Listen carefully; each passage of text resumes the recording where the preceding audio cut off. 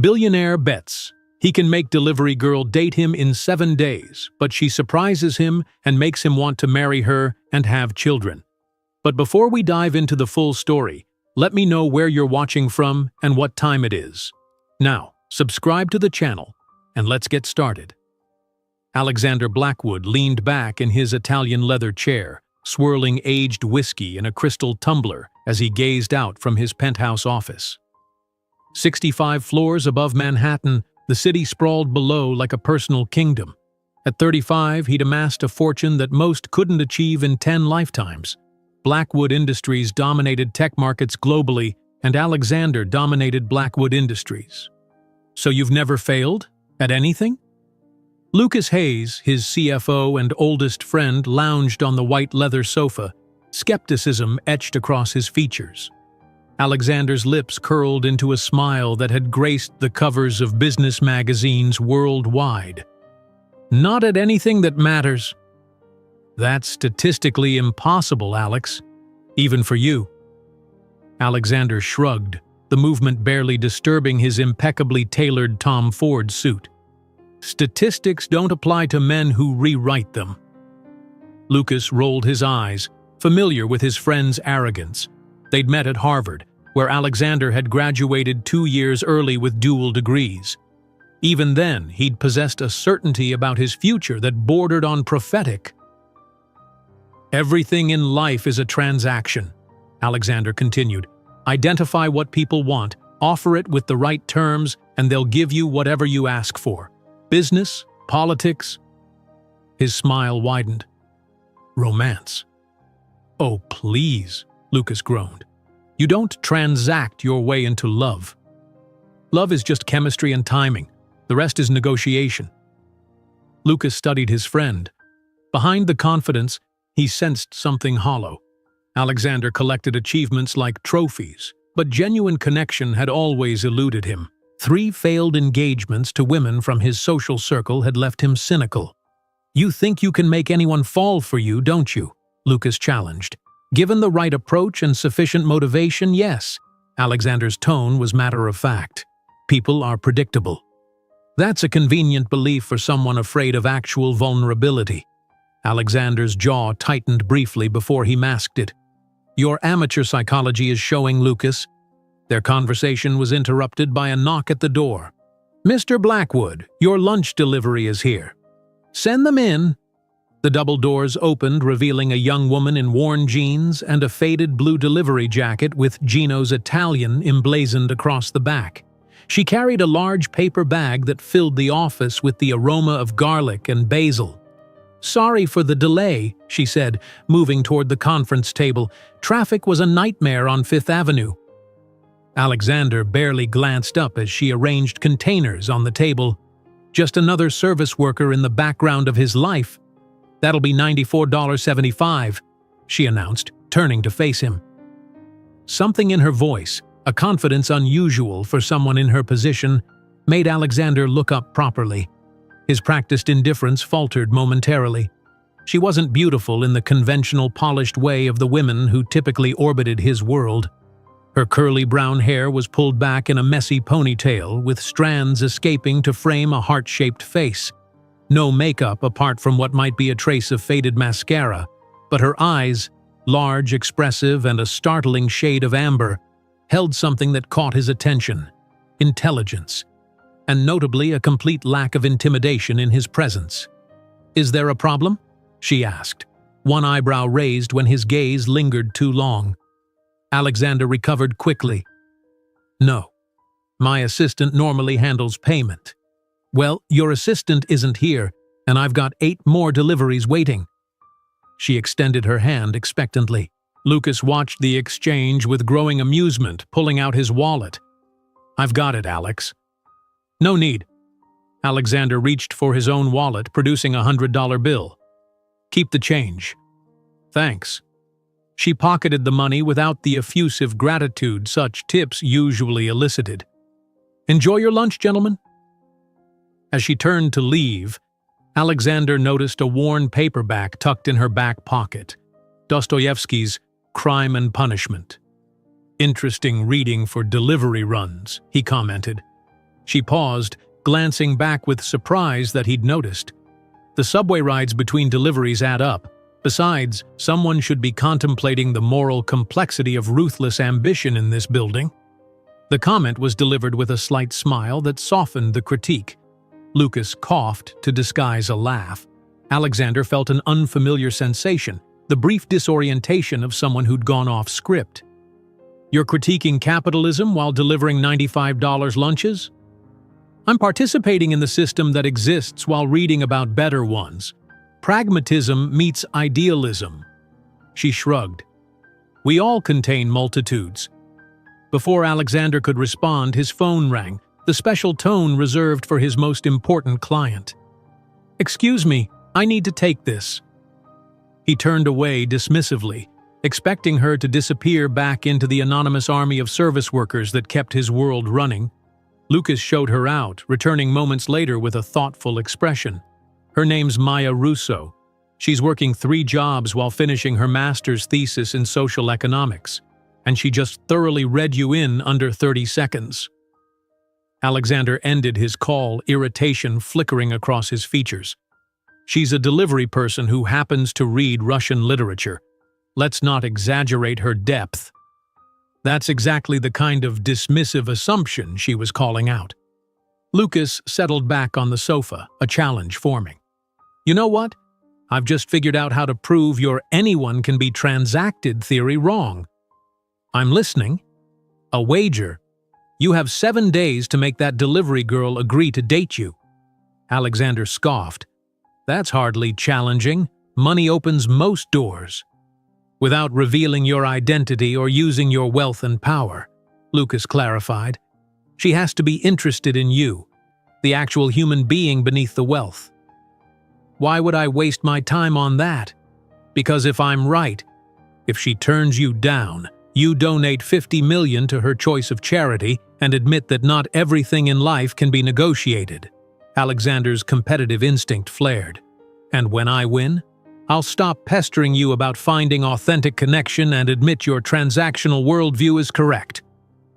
Make it $100 million, Lucas whistled. Confident, aren't you? Always. Alexander extended his hand. Deal. They shook on it, but Lucas wasn't finished. One more condition. You record daily updates about your progress, honest ones.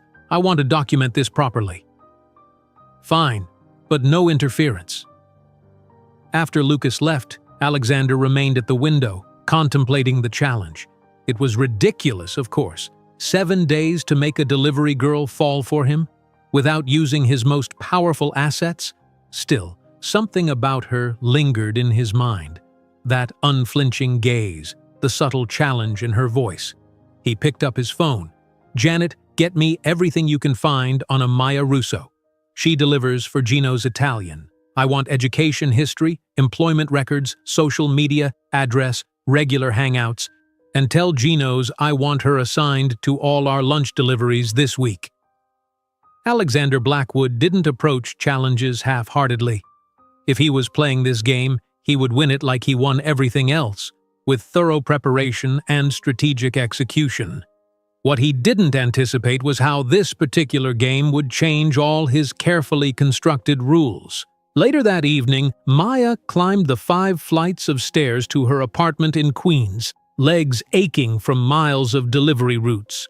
The ancient elevator had been temporarily out of service for the 14 months she'd lived there.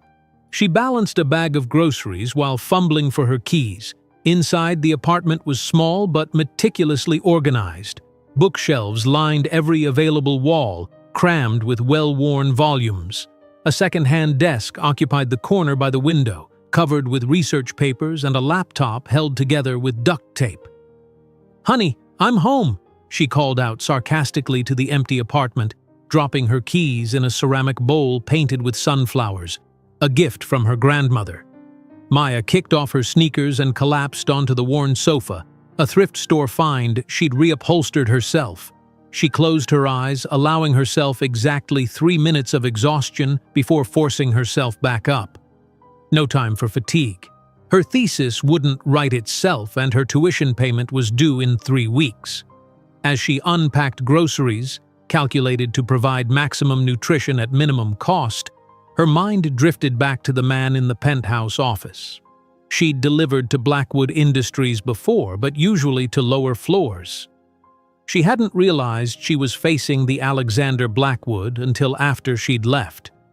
Lucas Hayes had mentioned his name while showing her out, and the pieces fell into place. "Congratulations, Maya," she muttered to herself. "You just sassed one of the richest men in America." Her phone chimed with a text from her roommate and best friend, Zoe. "Working late shift. Leftover lasagna in fridge. Don't wait up." Maya heated the lasagna and settled at her desk, opening her thesis document. 3 pages in, her concentration broke. She couldn't stop thinking about the look on Blackwood's face when she'd mentioned ruthless ambition, a flash of something genuine beneath the practiced arrogance.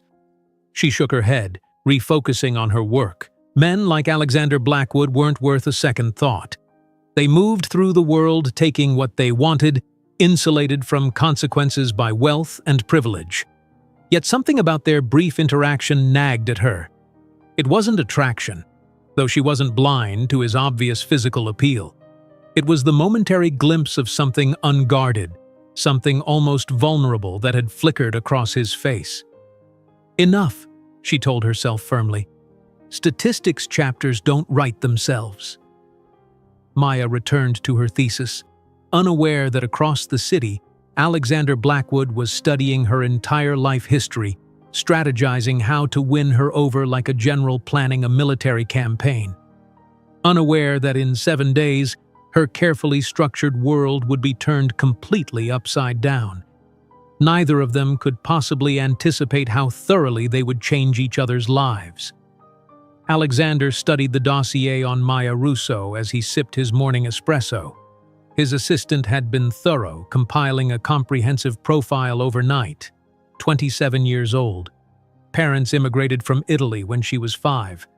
Father a carpenter, mother a seamstress, both deceased in a car accident when Maya was 19, graduated summa cum laude from CUNY despite working throughout college, currently pursuing a master's in social economics at Columbia, researching wealth inequality and sustainable economic models. "Ironic," he murmured. Beyond work and school, Maya volunteered at a community literacy program in her Queens neighborhood. Her social media presence was minimal. No Instagram, a rarely used Facebook account, and a Twitter profile where she occasionally shared articles about economic reform, financial status, perpetually precarious, student loans, a small life insurance payment from her parents, and 3 part-time jobs keeping her afloat. Delivery work at Gino's, weekend shifts at a bookstore, and online research assistance for a progressive think tank. Alexander closed the file, contemplating his approach. Clearly, flaunting wealth would backfire spectacularly with someone whose thesis literally critiqued excessive accumulation of capital. He needed to appear ordinary, relatable. The very concept was foreign to him. He picked up his phone. "Janet, cancel my meetings today, and send someone to purchase casual clothes. Jeans, t-shirts, nothing with visible designer labels." "Sir?" His assistant's confusion was evident. "I need to go undercover for a few days."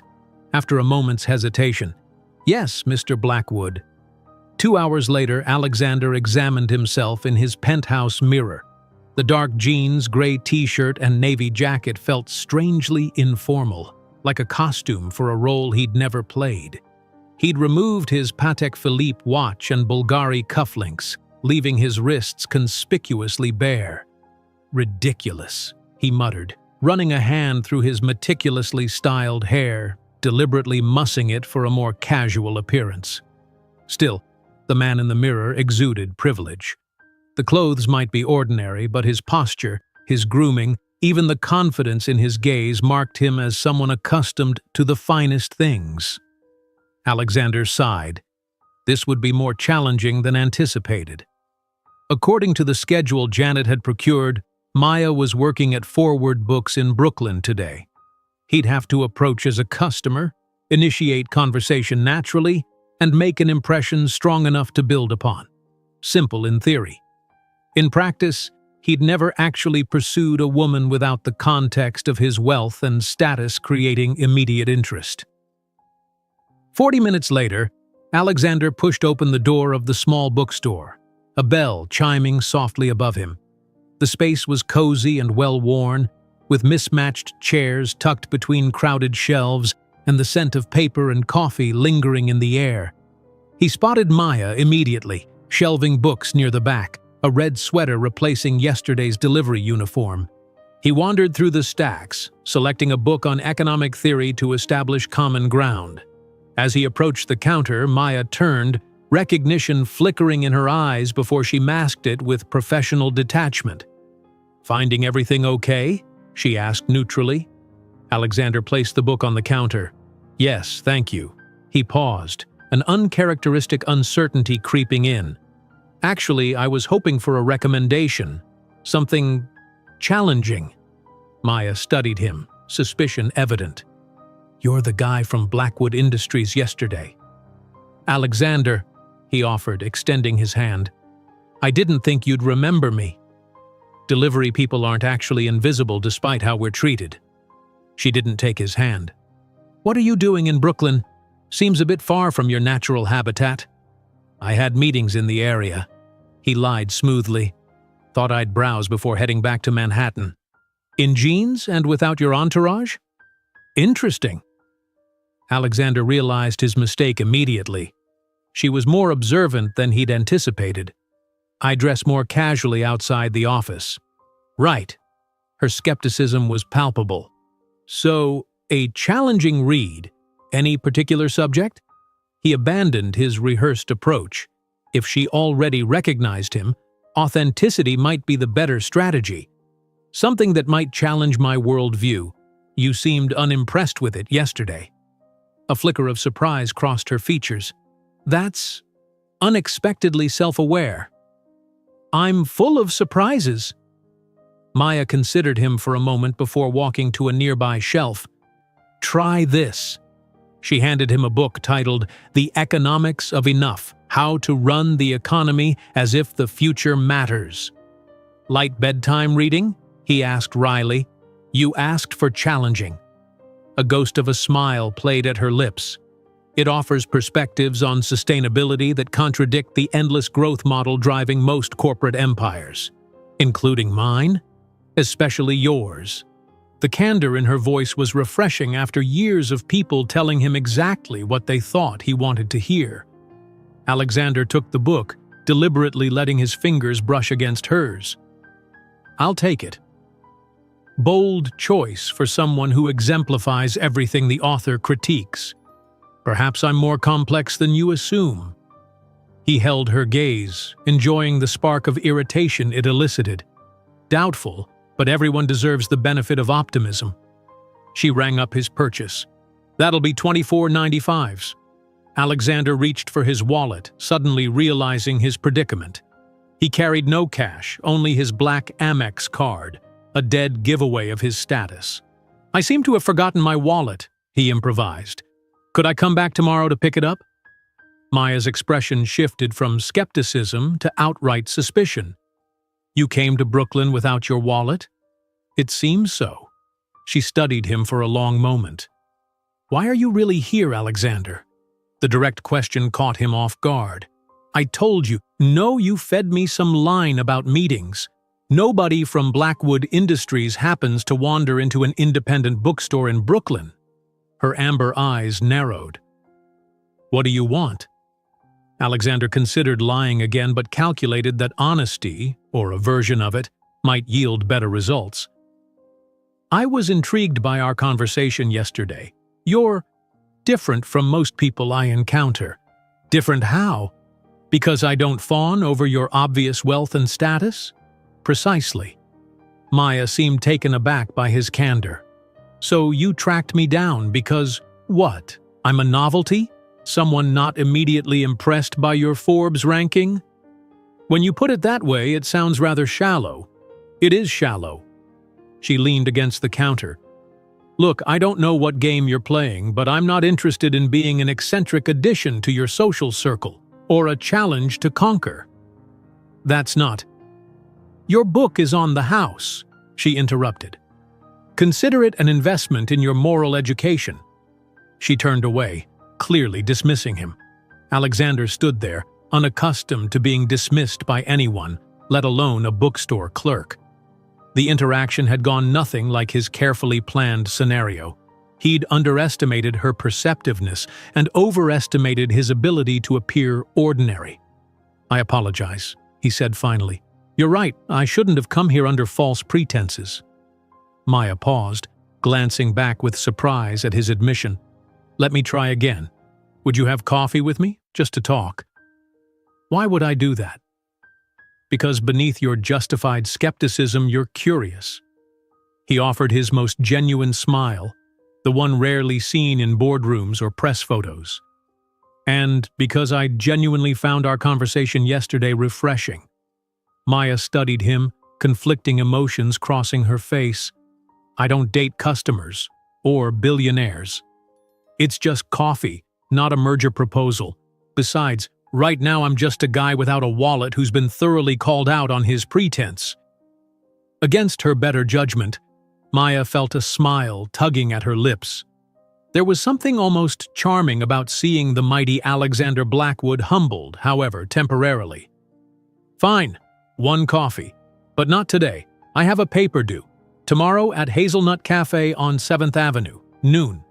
Noon, he confirmed, surprised at his own relief. Thank you. As Alexander left the bookstore, he realized he was still carrying the unpaid-for book. More surprisingly, he actually wanted to read it. Back in his penthouse that evening, Alexander recorded his daily update for Lucas. Day 1 of your ridiculous challenge. Initial contact established, though not as smoothly as anticipated. Maya recognized me, which complicated the approach. However, I've secured a coffee meeting for tomorrow. Her defenses are substantial but not impenetrable. She's intelligent, perceptive, and refreshingly direct. The lack of sycophancy is unusual. I'm adjusting my strategy accordingly. He paused, considering whether to admit the rest, then continued grudgingly. I underestimated the difficulty of appearing ordinary. Wealth isn't just what I have, it's fundamentally who I am. Removing visible signifiers doesn't change the underlying reality. Alexander ended the recording, then opened Maya's recommended book. He'd intended to skim it for conversational fodder, but found himself genuinely engaged by the arguments challenging his fundamental business philosophies. By 2 a.m., he'd filled the margins with notes, some dismissive, others thoughtful. Across the city, Maya sat at her desk, research papers spread around her as she worked on her thesis. Her roommate Zoe leaned against the doorframe, eyebrows raised. Wait, Alexander Blackwood? The Alexander Blackwood asked you out, and you said yes? It's coffee, not a date, Maya corrected, not looking up from her laptop.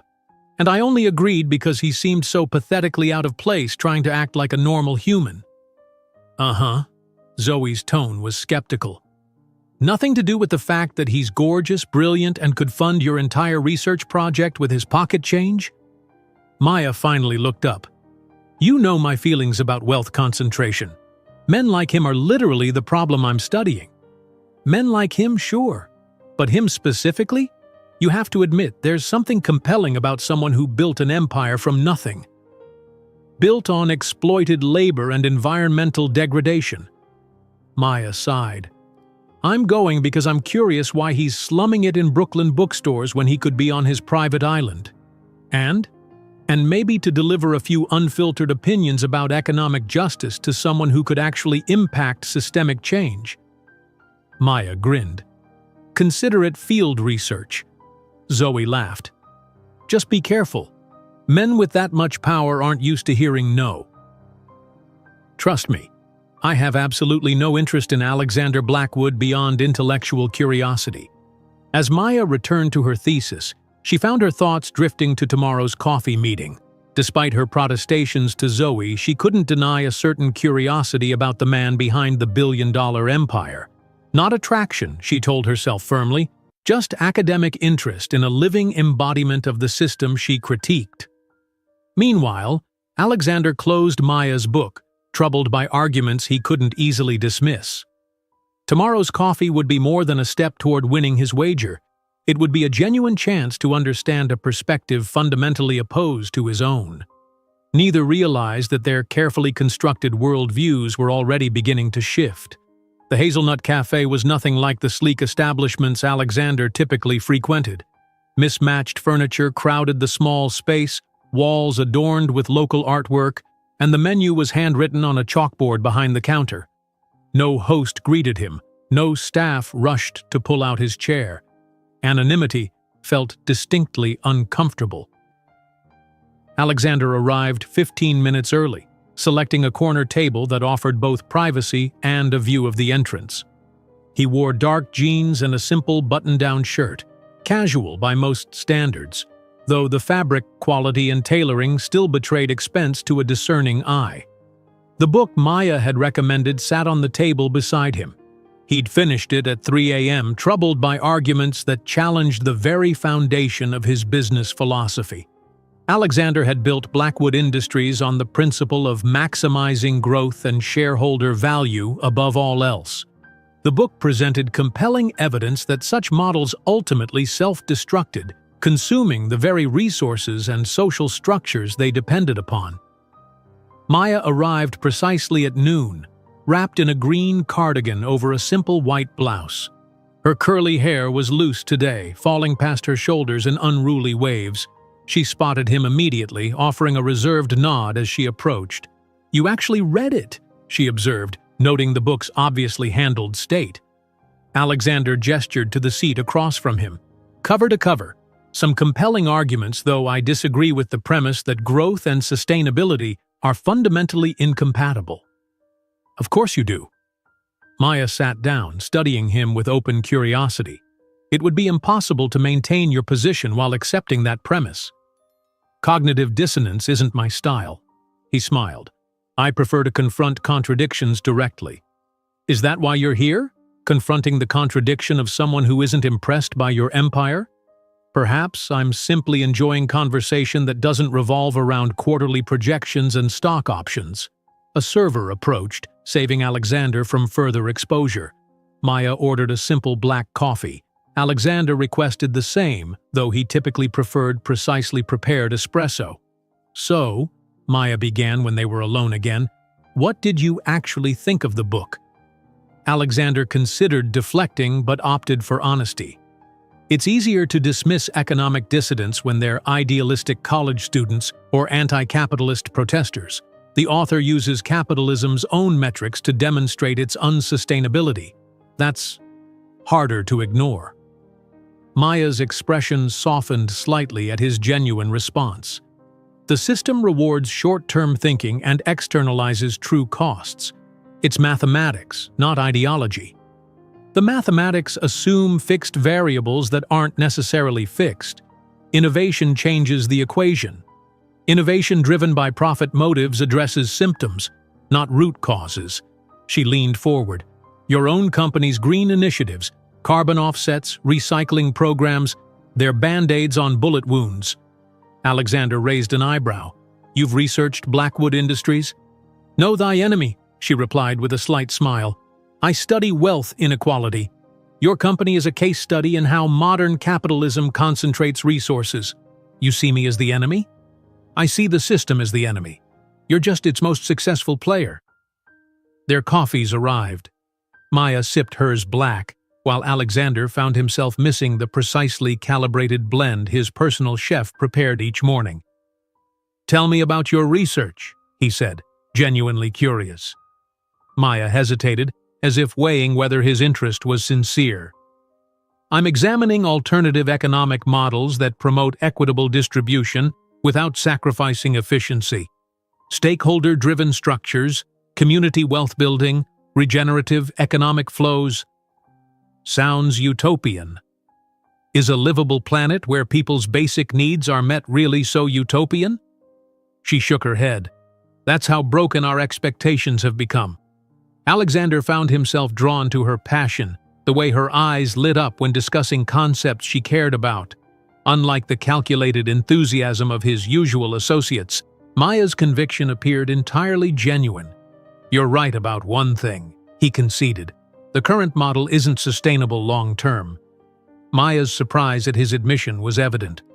Yet Blackwood Industries continues expanding aggressively. The game has established rules. I didn't create them. But you enforce them. You have the power to change them. You overestimate a single company's influence. Do I? Maya challenged. Your personal wealth exceeds the GDP of 40 countries. Your company employs over 200,000 people. The politicians you support shape policy. If you don't have the power to create change, who does? Alexander fell silent, unaccustomed to being held personally accountable. In his world, business was business, impersonal, strategic, divorced from moral considerations beyond legal compliance. What about you? He countered, shifting focus. 3 jobs while completing a master's degree. That's impressive dedication. That's economic necessity. My parents didn't leave me a trust fund. They left you something more valuable. Determination. Maya's expression softened unexpectedly. They did. My father worked 14-hour days building other people's dream homes while we lived in a tiny apartment. My mother altered expensive clothes for wealthy women while making our clothes from remnants. She traced the rim of her coffee cup. They believed education was the path to stability. When they died, continuing seemed the only way to honor their sacrifice. This unguarded glimpse into her life affected Alexander more than he anticipated. I'm sorry about your parents. Thank you. Her response was quiet, genuine. My parents died too, he found himself saying. Car accident when I was 12. I know. It was in your Forbes profile. The profile didn't mention that my father was driving drunk or that my mother enabled his alcoholism for years. Alexander rarely discussed this truth. The official story is more palatable for shareholders. Maya studied him with newfound interest. That must have been difficult. My grandfather raised me afterward, taught me that wealth was the only true protection in an uncertain world. Alexander shrugged. Hence my dedication to accumulating it. Security through accumulation is an illusion, Maya said gently. None of your billions prevented my parents' accident or yours. The observation struck with unexpected force. Before Alexander could respond, Maya's phone alarm chimed. I have to get to class, she said, gathering her things. This was not what I expected. In a good way, I hope? Alexander found himself genuinely concerned about her answer. Maya considered him. Let's say I'm reserving judgment. Would you reserve judgment over dinner tomorrow? The words emerged before strategic calculation could filter them. She hesitated. I have work until 8.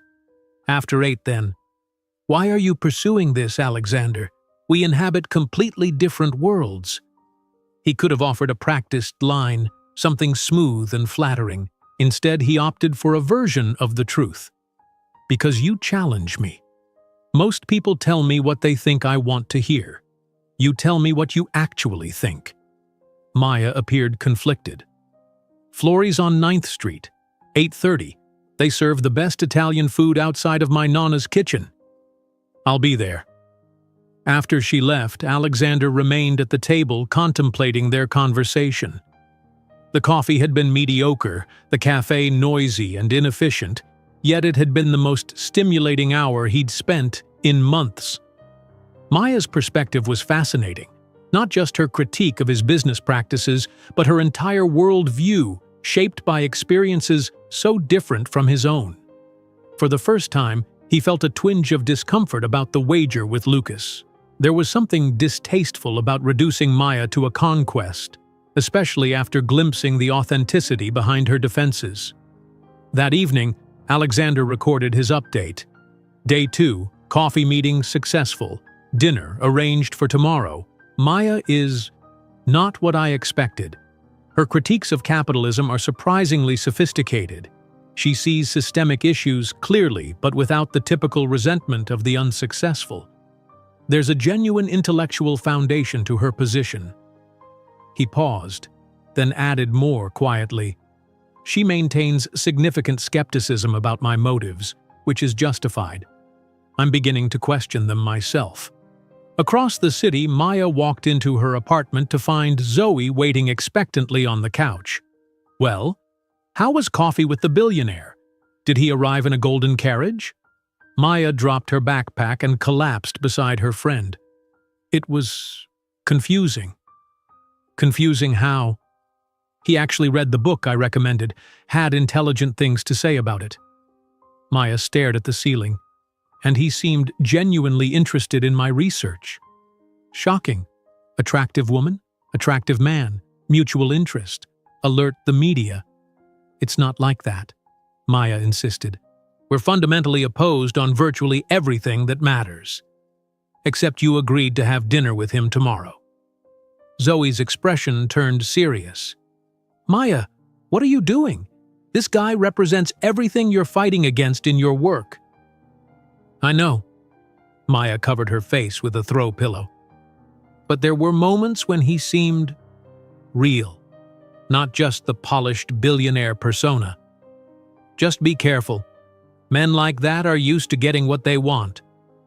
Trust me, I have no illusions about Alexander Blackwood. But as Maya returned to her thesis that night, her thoughts kept drifting to their conversation.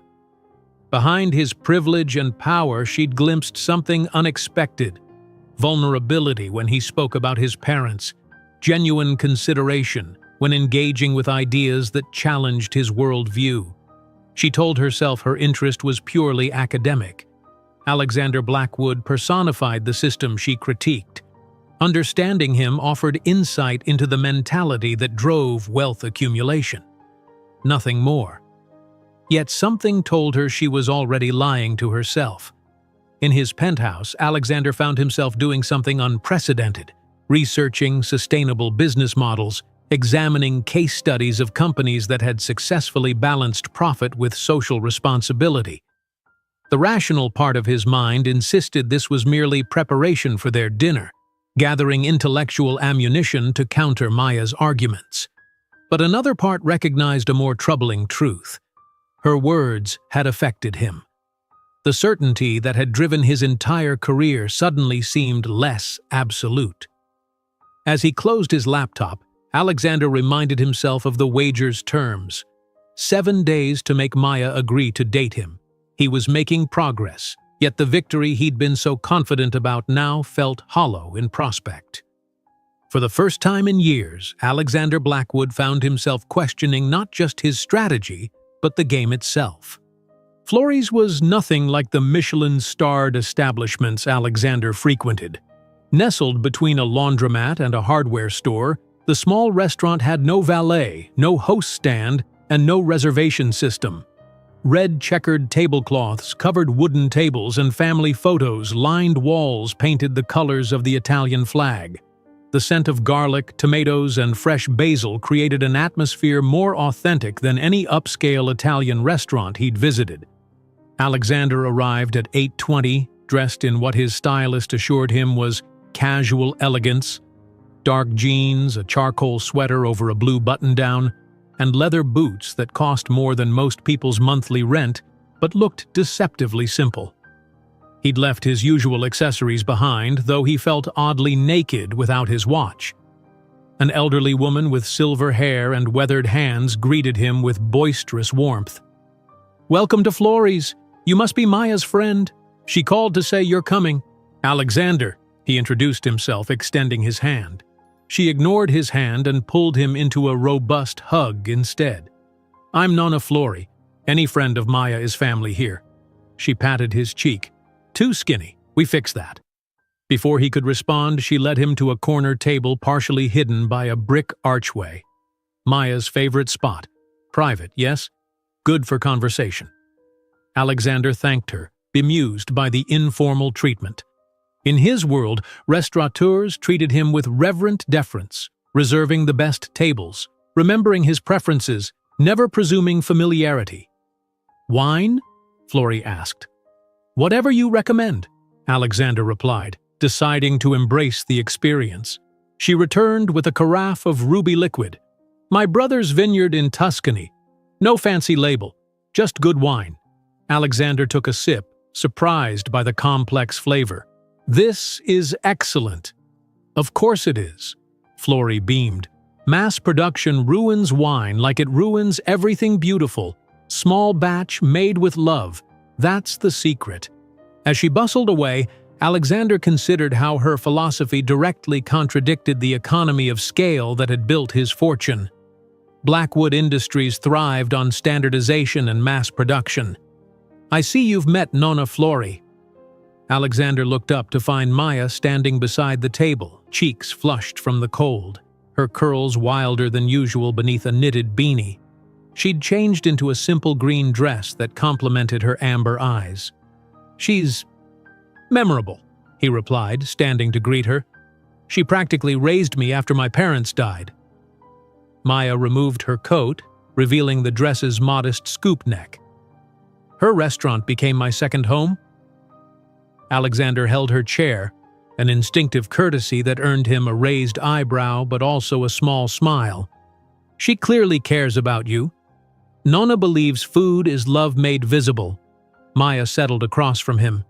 Fair warning, she'll try to fatten you up. Apparently you're too skinny, she added, mimicking Florrie's accent. I've been called many things, but too skinny is a first. Maya laughed, a genuine sound that transformed her usually guarded expression. Wealth and power mean nothing to Nonna. She judges people on appetite and appreciation of her food. I'll do my best to meet her standards. Don't worry, we won't be ordering from menus. Nonna will bring what she thinks we should eat.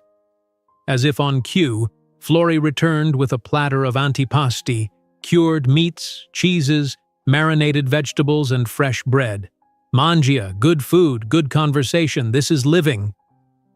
The informal approach was refreshingly different from Alexander's usual dining experiences, where every element was calibrated to his preferences. Here, surrendering control felt strangely liberating. So, Maya began, spreading roasted red pepper on bread, have you had any earth-shattering revelations since yesterday about economic justice? I spent 3 hours researching alternative business models last night, Alexander admitted. Your stakeholder-driven approach has historical precedent in Japanese keiretsu systems. Maya paused mid-bite, surprise evident. You actually researched it? I told you, cognitive dissonance isn't my style. If a theory challenges my worldview, I investigate. And your conclusion? Implementation is complex but not impossible. Shifting from shareholder primacy to stakeholder balance would require fundamental restructuring of corporate governance, compensation incentives, and success metrics. But it's feasible. Theoretically. Alexander sipped his wine. Practically, it would meet significant resistance, particularly from those with vested interests in the current system. Like you, Maya pointed out. Like me, he agreed. Though I'm finding my vested interests more negotiable than I expected. Their conversation paused as Florrie delivered handmade pasta with a sauce so aromatic it made Alexander's mouth water involuntarily. When she departed, Maya studied him thoughtfully. Why are you really here, Alexander? In this neighborhood, in this restaurant, with me? I keep asking myself what someone like you wants from someone like me. Alexander considered several responses: charm, deflection, partial truth. Instead, he chose honesty. I'm here because you're the first person in years who doesn't care about what I can do for them. You challenge me intellectually and don't defer to my position. He twirled pasta around his fork. And if I'm being completely honest, I find that refreshing, maybe even attractive. Maya looked skeptical. So this is about novelty? The billionaire slumming it for an authentic experience? You asked for honesty, not flattery. Fair enough. She nodded, seemingly appreciating his directness. Though I'm still not convinced this isn't some kind of sociological experiment for you. And I'm not convinced your interest is purely academic, despite your objections to everything I represent. Maya's cheeks flushed slightly. Touché. The tension between them shifted, becoming something else, a mutual recognition of attraction despite their fundamental differences. "Tell me something real," Maya challenged. "Something the Forbes profile doesn't cover." Alexander considered the request. "I hate board meetings. 12 people pretending to care about long-term strategic vision when all they want is next quarter's dividends. I built the company to create something lasting, something innovative. Most days it feels like I'm just managing wealth rather than creating value." The admission surprised him as much as it seemed to surprise her. "That's not what I expected," Maya said softly. "Your turn," he prompted. "Something real."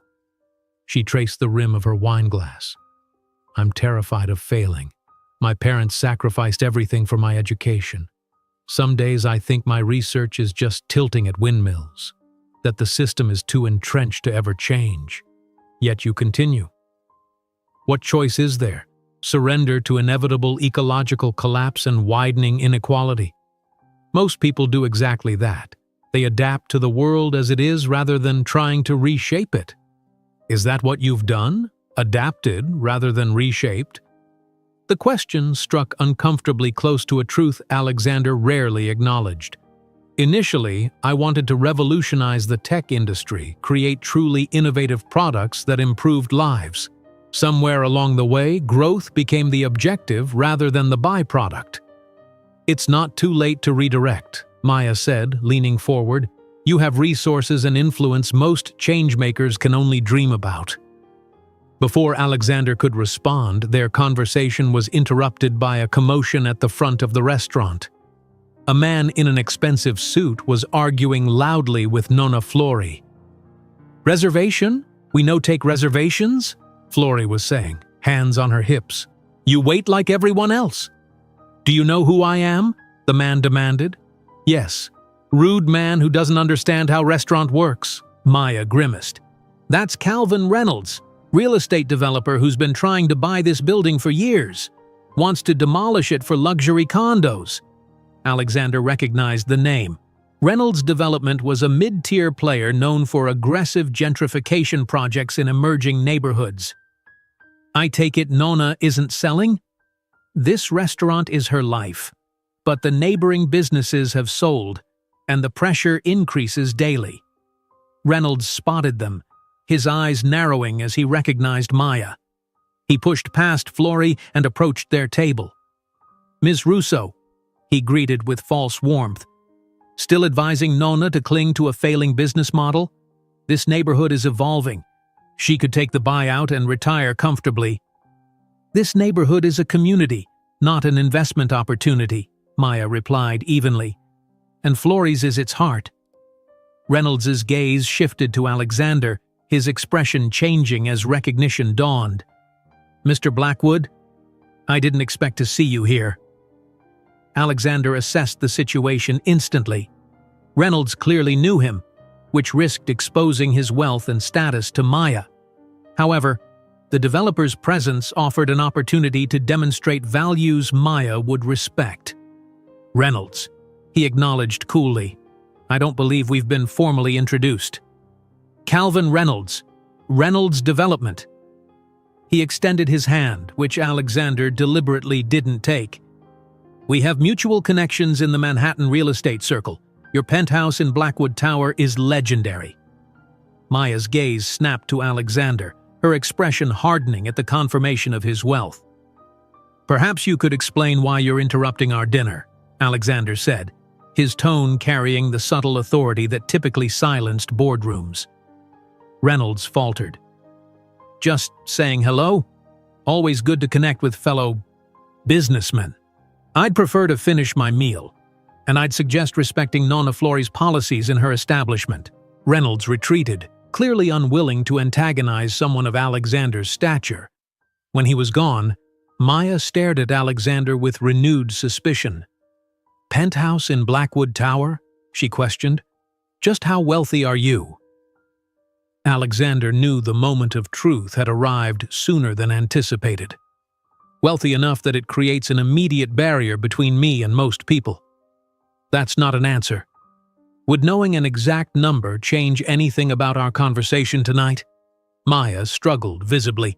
It contextualizes everything. Are you here because you're genuinely interested, or am I some kind of poverty tourism experience? That's not fair, isn't it? You clearly downplayed your status. Why? Alexander chose his words carefully. Because I wanted you to see me, not my net worth. Their dinner arrived, osso buco that smelled divine, but the mood had shifted. Maya picked at her food, her earlier openness replaced by guarded observation. For what it's worth, Alexander said quietly, tonight was never about slumming or novelty. The conversation we're having, about economic models, corporate responsibility, personal values, matters to me. Maya studied him, conflict evident in her expression. I don't know what to believe anymore. Believe this moment. Two people sharing exceptional food, challenging each other's perspectives, finding unexpected common ground. Slowly, Maya's posture relaxed. The food is exceptional, she conceded with a small smile. They finished their meal in an uncertain truce, the earlier intimacy partially restored but tempered by Maya's newfound awareness of just how vast the gap between their worlds truly was. As they prepared to leave, Nonna Flori approached with a package. Tiramisu to take home. Good for sharing, good for thinking. She patted Alexander's cheek again. You come back. Still too skinny. Outside the restaurant, they stood in awkward silence.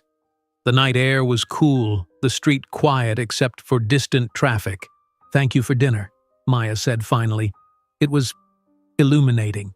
Will I see you again? Alexander asked, surprised by how much her answer mattered. Maya hesitated.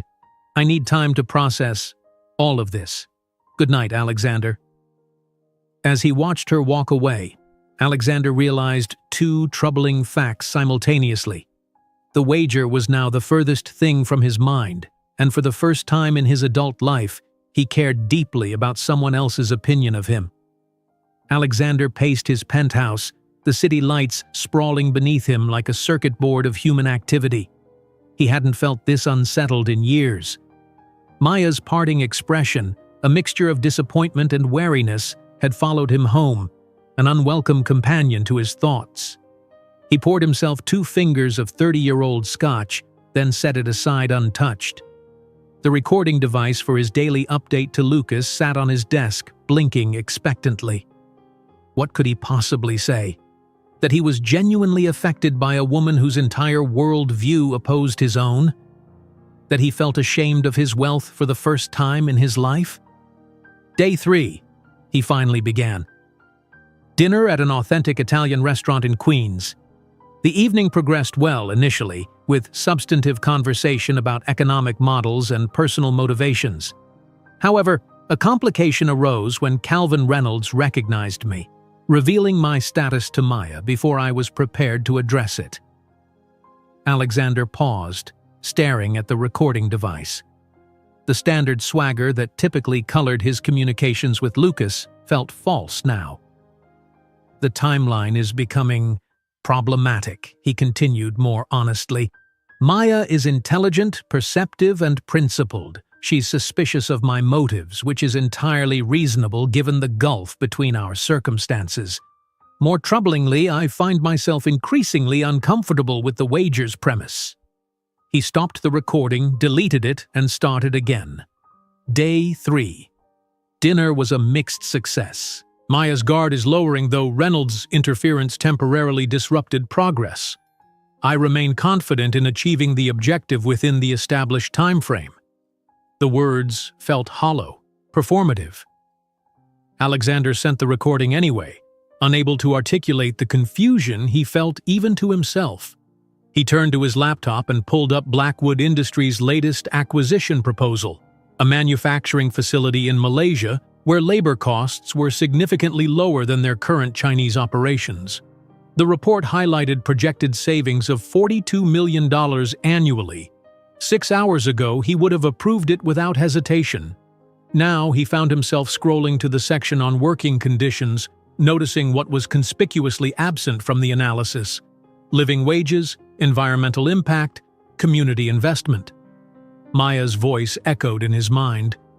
Your company is a case study in how modern capitalism concentrates resources. Alexander closed the laptop and walked to the floor-to-ceiling windows.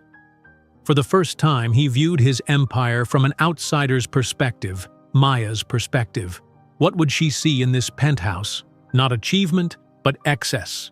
Not security, but hoarding. Not success, but imbalance. His phone chimed with a text from Lucas. Getting worried you might actually lose this bet? The great Alexander Blackwood, defeated by a delivery girl with principles? The message irritated him more than it should have. Maya wasn't a delivery girl. She was a brilliant, dedicated woman pursuing meaningful work against substantial odds. Reducing her to her temporary job felt disrespectful.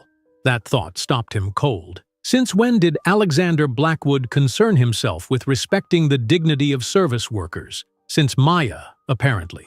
He texted back simply, "Progress continues. Focus on having 100 million ready to transfer." But as he prepared for bed, Alexander couldn't escape the nagging sense that he was already losing something more valuable than money. Across the city, Maya sat cross-legged on her couch, recounting the evening to Zoe, who listened with growing incredulity. Wait, he's not just rich, he's Alexander Blackwood rich? As in, owns the building named after him rich? Apparently. Maya hugged a pillow to her chest, and he deliberately downplayed it. Can you blame him? Would you have agreed to coffee if he'd arrived in a Bentley flashing his black card? That's not the point. Isn't it? You've spent years criticizing people like him in abstract terms. Now there's an actual human attached to the wealth, and it complicates your neat theoretical framework. Maya frowned. There's nothing neat about economic inequality. The fact that he can casually drop thousands on dinner while Nona Flori fights to keep her restaurant. Did he drop thousands on dinner? Zoe interrupted. Well, no, we ate at Flori's. But he could have. But he didn't. He came to your turf, ate at your favorite local restaurant, and had substantive conversations about your research. Zoe raised an eyebrow. Sounds terribly exploitative. You're missing the point. He concealed his true identity. Did he? Or did he just not lead with, "Hi, I'm a billionaire," because he knew you'd immediately write him off? Maya opened her mouth to object, then closed it again. Her friend's logic was frustratingly sound. Look, Zoe continued more gently, I'm not saying you should ignore the wealth gap. It's real, and it matters. But maybe judge the individual on his actions, not just his bank account. His actions created that bank account. And his actions brought him to Flori's to understand your perspective. Zoe squeezed Maya's arm. Just consider the possibility that people, even obscenely wealthy people, can surprise you. After Zoe went to bed, Maya opened her laptop to work on her thesis. Instead, she found herself searching for more information about Alexander Blackwood. The official narrative was familiar. Orphaned at 12, raised by his stern grandfather, built Blackwood Industries from a small tech startup into a global conglomerate. But she also found articles detailing innovation grants for minority entrepreneurs, significant donations to education initiatives, a pandemic response that kept all employees on payroll with full benefits despite plummeting revenues. These complexities didn't negate her critiques of the system that allowed such wealth concentration, but they did suggest Alexander wasn't merely a one-dimensional villain in her economic morality play. Maya closed her laptop, more confused than ever. The man she'd had dinner with, thoughtful, engaged, surprisingly vulnerable at times, didn't align with her preconception of a billionaire industrialist. Yet the vast gulf between their circumstances remained an immutable fact. Her phone buzzed with a text from an unknown number. Thank you for tonight. The conversation, the food, and especially the company were exceptional. Alexander. She stared at the message, unsure how to respond or whether to respond at all. After several attempts at drafting replies, she finally sent, "How did you get my number?" His response came immediately. "Your website has your contact information. I hope that's not overstepping. Maya grimaced. Of course, he'd researched her. It's fine. And dinner was, interesting. Interesting good or interesting bad? Complicated. I excel at complicated. Give me another chance to prove it. Central Park, Saturday afternoon.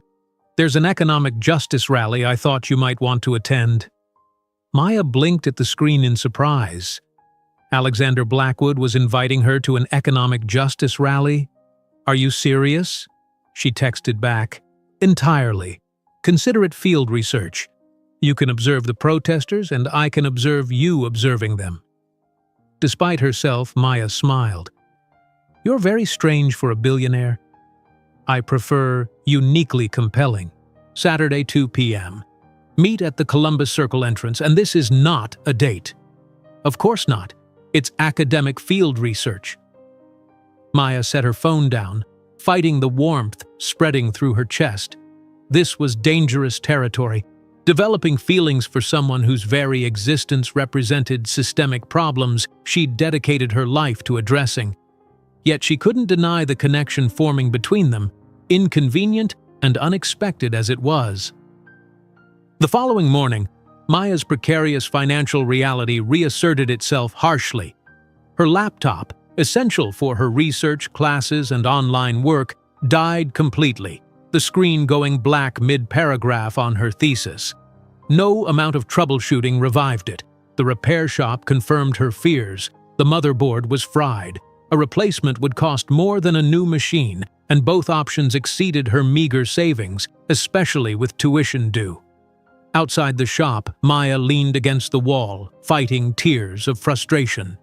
3 years of research, drafts of her thesis, work documents, all trapped on a machine she couldn't afford to fix or replace. Her professor had granted a 2-week extension on her thesis chapter, but without a computer, even that seemed impossible. The library computers had limited availability and 2-hour time restrictions. As she calculated which bill she could postpone to afford a basic replacement, her phone rang with an unknown number. Ms. Russo? This is Dean Harrison's office at Columbia. We're pleased to inform you that you've been selected for the Economic Innovation Fellowship.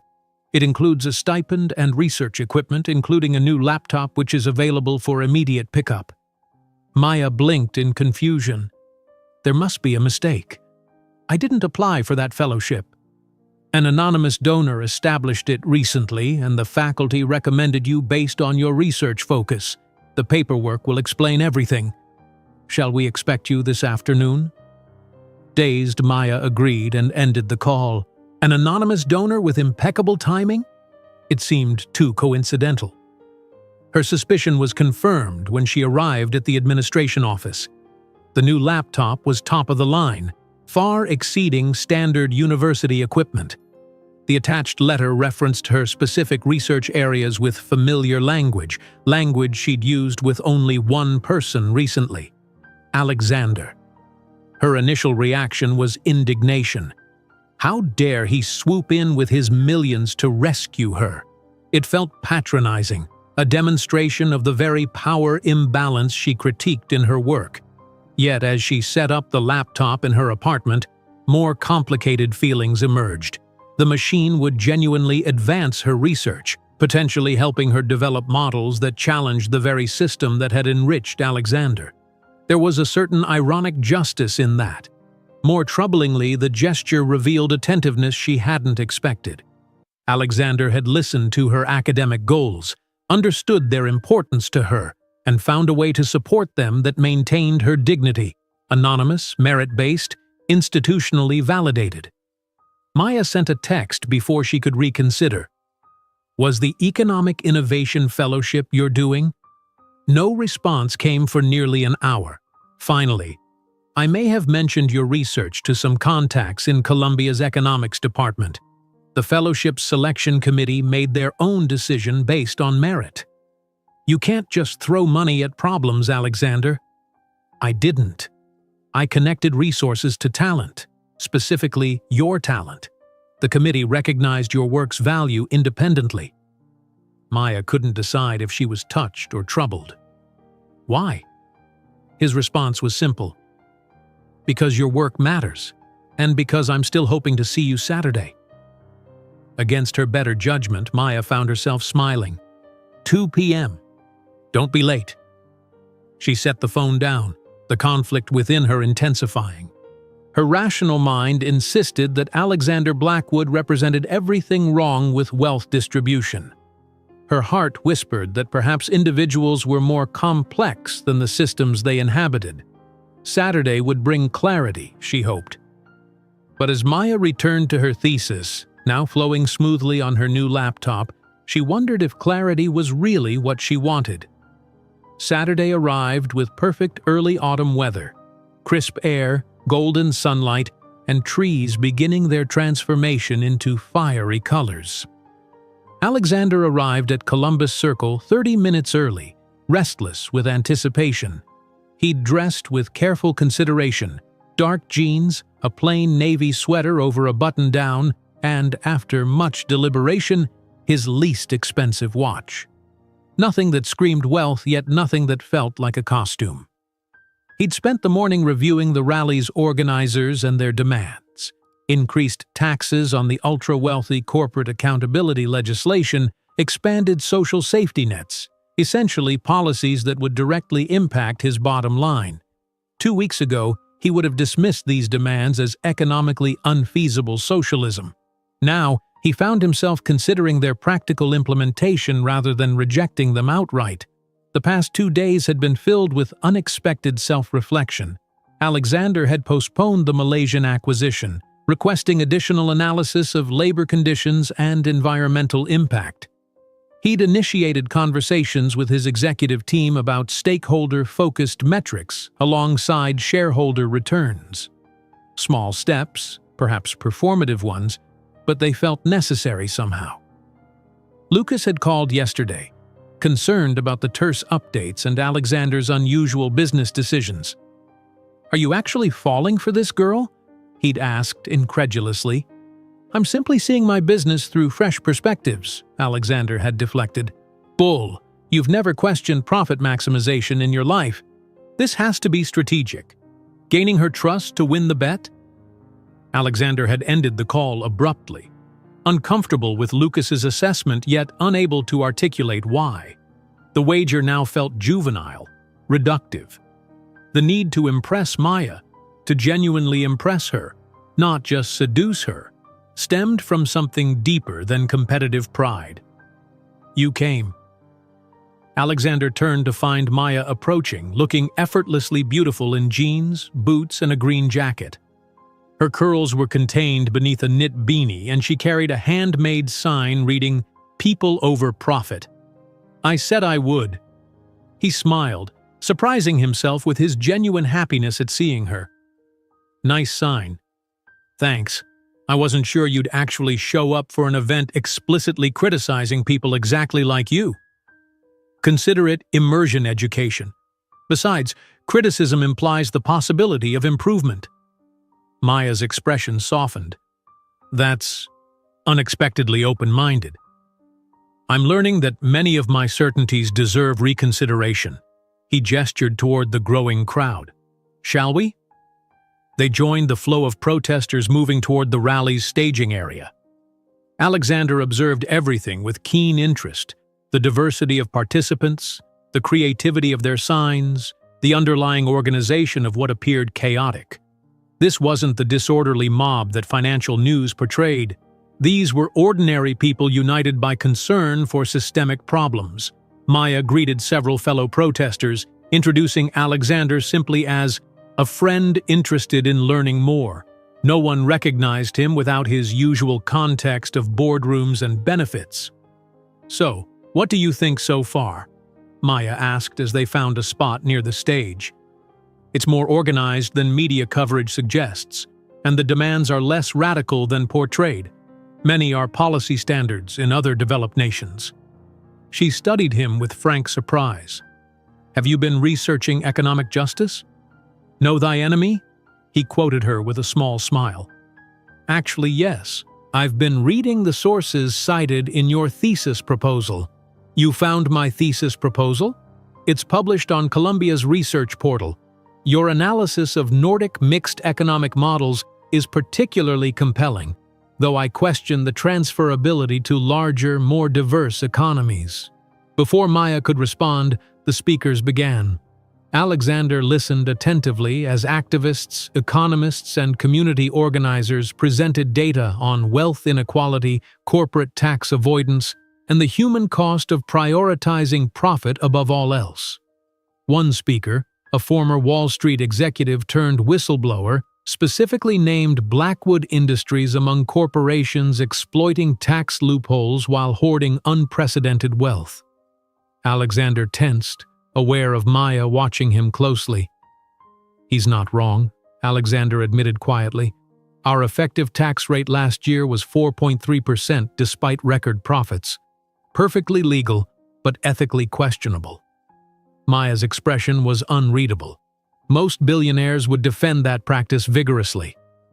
"I'm trying honesty instead. How's it working?" Her lips quirked. "It's disarming." When the formal speeches concluded, they joined a workshop circle discussing practical actions. Alexander mostly listened, but occasionally offered insights that only someone with intimate knowledge of corporate structures could provide. "The challenge," he noted during a discussion about corporate accountability, "is that multinational structures intentionally obscure responsibility. To create real change, you need both external pressure and internal champions willing to absorb short-term profit reductions for long-term sustainability." A gray-haired woman across the circle nodded. "Exactly why we need allies in those executive suites. Are you in corporate leadership?" "Consulting," Alexander replied smoothly. "But yes, I see these dynamics firsthand." Maya shot him a look that mingled amusement with something like respect.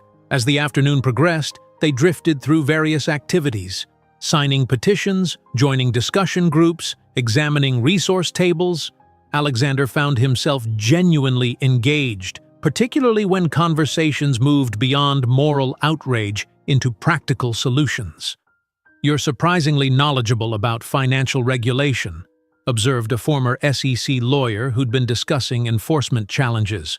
"I follow the markets closely," Alexander replied. "He's being modest," Maya interjected. "Alexander understands the system because he's part of it, which makes his perspective particularly valuable." The lawyer nodded. "We need more insiders willing to acknowledge the problems.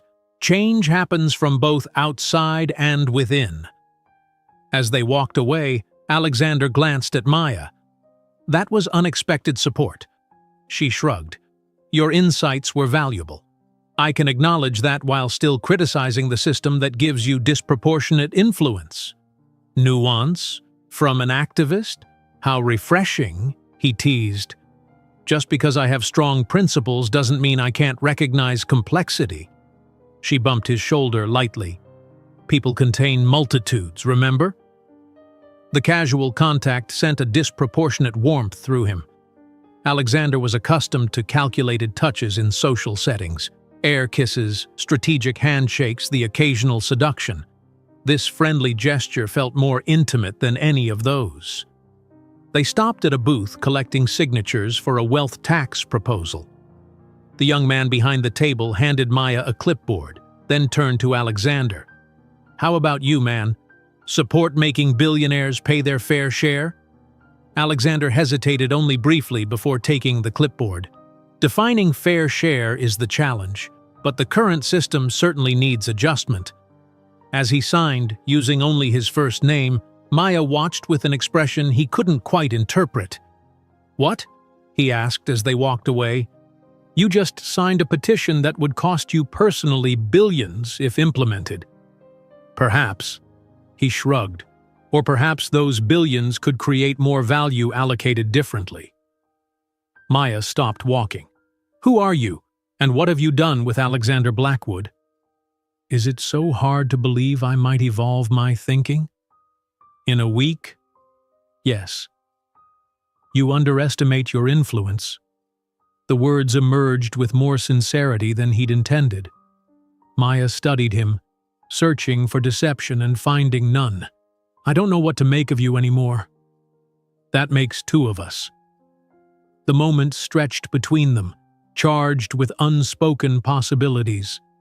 Alexander felt a nearly overwhelming urge to kiss her, right there amid protest signs and petition clipboards. The incongruity of the setting made the impulse all the more powerful. Instead, he gestured toward a nearby food truck. Hungry? They shared falafel sandwiches on a park bench, their conversation shifting to lighter topics: favorite books, travel experiences, childhood memories. Alexander found himself sharing stories he rarely discussed. Summers with his grandfather in Maine, his first failed entrepreneurial venture at 16, his brief, rebellious interest in philosophy before economics captured his attention. Maya reciprocated with tales of growing up in Queens, her parents' small acts of sacrifice and dignity, weekend cooking lessons with Nonna Flori, the community library that became her sanctuary. "I've been meaning to thank you," she said finally, crumpling her sandwich wrapper, "for the fellowship. It was thoughtful." "You're welcome, though I maintain the committee selected you on merit." "Right. The anonymous donor just happened to establish it exactly when my laptop died. Fortunate timing." Maya's skeptical smile suggested she wasn't fooled but had decided to accept the gesture's spirit. "Why did you really invite me here today?" Alexander considered several answers before settling on the truth. "Because I wanted to understand your world better. Because these issues clearly matter to you. Because I'm starting to think they should matter to me too." "And has it worked? Do you understand better?" "I understand that righteous anger alone doesn't create change, that solutions require engagement from all sides, that behind statistics are real human experiences." He met her gaze directly. "And I understand why someone as brilliant as you dedicates herself to these causes." Maya looked away, uncharacteristically flustered. "It's getting late. Have dinner with me. Not as field research or academic debate. Just dinner. Alexander. Just Maya and Alexander. No billionaire, no activist, two people who enjoy each other's company." She hesitated, visibly conflicted. "I have plans with Zoe tonight. Tomorrow, then. I know a place in the village that sources everything locally, pays living wages, and still manages exceptional food." Trying to appeal to my ethical consumer sensibilities? A small smile played at her lips. "Is it working?" "Maybe." Maya stood. "Tomorrow. Text me the details." As they prepared to part ways at the subway entrance, an awkward moment arose, a hesitation where neither knew the appropriate goodbye. A handshake seemed too formal, a hug too presumptuous, a kiss unthinkable. "Thank you for today," Alexander said finally. "It was genuinely enlightening." "You surprised me," Maya admitted. "I expected performative interest at best. Have I earned a review upgrade from performative to genuine?" "You're on probationary genuine status."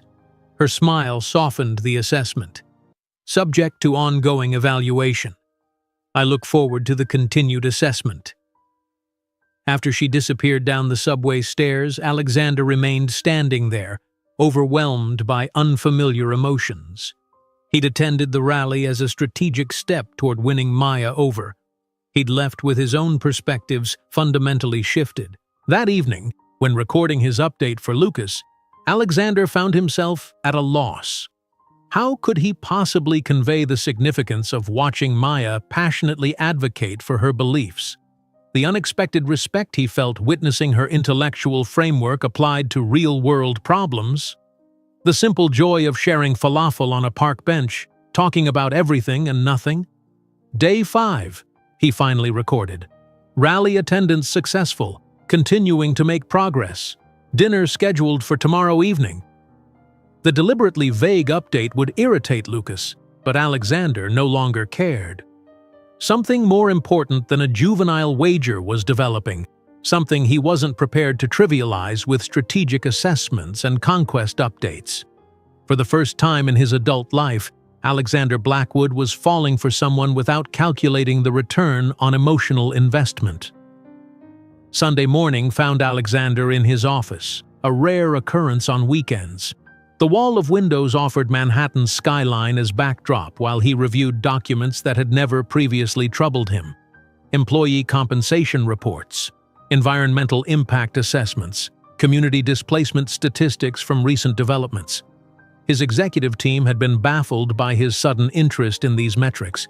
His chief operating officer had asked point-blank if there was a PR crisis brewing that required preemptive damage control. "No crisis," Alexander had assured him, "just a more comprehensive understanding of our operations." The truth was more complicated. After yesterday's rally, Alexander couldn't unsee the human implications behind Blackwood Industries' clinical financial decisions. Each cost-cutting measure, tax strategy, and resource allocation affected real people like Maya, her neighbors, Nonna Flori. He'd spent the morning drafting a proposal for his board, a comprehensive stakeholder impact analysis framework that would evaluate business decisions beyond shareholder returns. It would be a hard sell. The board valued Alexander's leadership precisely because he delivered consistent growth and profitability. This apparent philosophical shift would raise eyebrows if not outright resistance. Yet Alexander found himself energized by the challenge. For years, he'd dominated his industry through competitive drive and strategic brilliance. What if he applied those same qualities toward redefining success itself? His phone rang. Lucas. "Your last update was suspiciously thin," his friend began without preamble. "I'm starting to worry you've gone native with the social justice warriors." Alexander sighed. "I'm not going native. I'm having conversations with an intelligent woman about perspectives I hadn't previously considered." "Right. You're telling me that in 5 days this delivery girl has completely revamped your business philosophy? The Alexander Blackwood I know doesn't change course for anyone." "Maybe that's the problem," Alexander replied, surprising himself with the admission. "And stop calling her delivery girl. Her name is Maya, and she's more accomplished than most of our Harvard classmates." A weighted pause followed. "You're actually serious about her?" "I'm serious about reassessing assumptions I've never questioned. Maya happens to be the catalyst." "And the bet?" Alexander stared out at the city, the wager feeling increasingly distasteful. "Still in progress." 2 days left, Lucas reminded him. "Unless you're ready to concede and transfer $100 million to her choice of charity." "That won't be necessary." Alexander ended the call, discomfort settling in his chest. The bet had begun as an arrogant challenge, fueled by his certainty that anyone could be won over with the right approach. Now it felt like a betrayal of the genuine connection forming between them. How could he possibly tell Maya that their first meeting had been prompted by a wager about his ability to make her date him? Alexander pushed the thought aside, focusing instead on their dinner tonight. He'd selected Harvest, a restaurant known for ethical sourcing, fair labor practices, and exceptional cuisine. The perfect balance of values and experience. As evening approached, he found himself uncharacteristically nervous. His usual confidence in social situations had evaporated, replaced by genuine concern about Maya's impression of him. He changed outfits twice, something he hadn't done since his teens, finally settling on a charcoal sweater and dark jeans that walked the line between casual and refined. Harvest occupied a converted industrial space in the West Village, its brick walls and reclaimed wood tables creating warmth without pretension. Alexander arrived early, selecting a corner table that offered some privacy while still capturing the restaurant's convivial atmosphere. When Maya entered, his breath caught. She wore a simple burgundy dress that complemented her olive skin, her unruly curls partially tamed into a loose updo. She looked beautiful in a way that required no artifice, a natural elegance that outshone the polished socialites who typically populated his world. "You look stunning," he said as she joined him. "Thank you." A faint blush colored her cheeks. "This place is lovely. Actually walking their ethical talk from what I've read." "I did my research," Alexander smiled. The owner pioneered the living wage model in New York restaurants, all ingredients sourced within 200 miles. and they run a culinary training program for formerly incarcerated individuals. Impressive homework. Maya settled into her chair, studying him with curious eyes. You've been busy since yesterday. How so? Online business publications are buzzing about Blackwood Industries' apparent shift toward stakeholder capitalism. Something about new assessment frameworks for corporate decisions? Alexander raised an eyebrow. You follow business publications? Know thy enemy, she reminded him with a small smile. Plus, I was curious whether our conversations were just theoretical exercises for you. They're not, he said simply. Your perspectives have been clarifying. Clarifying enough to risk shareholder backlash? The articles suggest your board is concerned. They'll adapt, or I'll replace them. The declaration wasn't arrogant, just matter of fact. The business case for stakeholder capitalism is stronger than most realize. Long-term sustainability, consumer loyalty, employee retention, community goodwill, these create durable value beyond quarterly returns. Maya studied him over her menu. You're framing ethical business as profitable business. Is that disappointing? Would you prefer moral enlightenment as my motivation? I prefer honesty, she replied thoughtfully. And honestly, systemic change requires transforming incentive structures, not just individual conversions. If you can demonstrate that ethical practices create sustainable value, you'll influence more businesses than any moral appeal. Her pragmatism surprised him. You're more practical than your activism suggests. Idealism sets the destination. Pragmatism builds the road. Maya set down her menu. But enough business talk. You promised dinner as just two people enjoying each other's company. So I did. Alexander felt tension release he hadn't realized he was carrying. What shall we discuss instead? Books, films, your inexplicable preference for the Yankees over the Mets? Maya laughed, a genuine, unguarded sound that affected Alexander more deeply than he expected. The Mets are perpetual heartbreakers.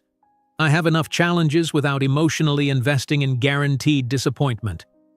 They ordered, Maya selecting the seasonal vegetable risotto, Alexander the sustainably caught halibut, and fell into easy conversation that wandered from childhood memories to favorite travel destinations to heated debates about literature. He found himself sharing stories he rarely recounted. His grandfather teaching him to sail during stormy Maine summers, the teacher who recognized his business acumen when he organized a sophisticated trading system for lunch items, his secret love of classical poetry that his business associates would mock mercilessly. In turn, Maya described growing up in a household where money was perpetually tight but creativity abundant. Her father crafting elaborate furniture from discarded materials, her mother transforming fabric scraps into breathtaking quilts, weekends spent in museums and libraries because they were free yet offered infinite worlds. They sound remarkable, Alexander said softly. They would be incredibly proud of what you've accomplished. Sometimes I wonder, Maya admitted, vulnerability softening her features. My mother wanted me to find security, not spend my 20s juggling multiple jobs to pursue an academic career critiquing the economic system. I think they'd recognize you're building something more valuable than mere security. You're creating purpose. Their eyes held across the table, a moment of connection that transcended their disparate backgrounds. The waiter's arrival with their entrees broke the spell, but something had shifted between them, a deepening that both recognized but neither acknowledged directly. As they shared dessert, a locally sourced apple tart with honey lavender ice cream, Maya asked the question Alexander had been dreading. Why me, Alexander? Of all the sophisticated, accomplished women in your social circle, why pursue a chronically broke graduate student who challenges everything you've built? Alexander considered deflection, then chose honesty. Because you see me. Not my wealth, not my power, but me. You challenge me without agenda. You've made me question assumptions I've held my entire adult life. He paused, searching for words. With you, I'm not performing a role or meeting expectations. I'm just discovering who I might be beyond what I've achieved." Maya's expression softened. "That's not the answer I expected." "What did you expect?" "Something about enjoying the novelty, or being attracted to my fearless truth-telling, or slumming it as an anthropological experiment. All less vulnerable than the truth," Alexander acknowledged with a rueful smile. "And the truth is that I find myself thinking about you constantly, that our conversations have shifted how I view my entire life's work, that despite our fundamentally different circumstances, you understand me in ways people I've known for decades never have." The admission hung between them, more intimate than any physical gesture could have been. Maya looked down at their half-eaten dessert, then back to his eyes. "This is complicated," she said finally. "I excel at complicated," he reminded her. "Alexander, She hesitated. "I can't deny I'm drawn to you, but I've built my entire academic and personal identity around critiquing the concentration of wealth and power that you represent. How do I reconcile that? Perhaps the same way I'm reconciling my business principles with perspectives I'd previously dismissed." He reached across the table, tentatively taking her hand. "By acknowledging complexity, by seeing individuals beyond systems, by allowing space for evolution." Maya didn't withdraw her hand. "That's a very reasonable answer from someone who stands to lose nothing in the reconciliation." "On the contrary," Alexander said quietly, "I stand to lose certainties I've relied on my entire life. The belief that wealth equals worth, that maximizing profit justifies any business decision, that emotional detachment ensures success." Her fingers curled slightly around his. "And if those beliefs need losing, then perhaps what replaces them will prove more valuable." The moment stretched between them, possibilities unfolding in the silence. Finally, Maya's phone buzzed, breaking the connection. She reluctantly checked the screen. "My roommate. There's an emergency with our apartment, something about a burst pipe." "Let me get the check," Alexander signaled the waiter. "I'll have my driver take you home." "That's not necessary." "It's pouring rain and you need to get home quickly, please," she acquiesced with a nod. Outside, his driver held an umbrella as they rushed to the waiting car. The interior was luxurious but understated. Leather seats, subtle lighting, privacy partition. Maya took it all in with a raised eyebrow. "More comfortable than the subway," she admitted. As the car moved through rain-slicked streets, Alexander found himself acutely aware of her presence beside him, the subtle scent of her perfume, the way the passing streetlights illuminated her profile. The urge to kiss her was nearly overwhelming, but he restrained himself. This fragile connection couldn't withstand presumption. When they reached her building, he instructed the driver to wait. "Thank you for tonight," Maya said softly. "For the conversation, for listening, for seeing me too. The pleasure was entirely mine." She hesitated, then leaned forward and pressed a gentle kiss to his cheek, a whisper of contact that affected him more profoundly than any passionate embrace from his past. "Good night, Alexander."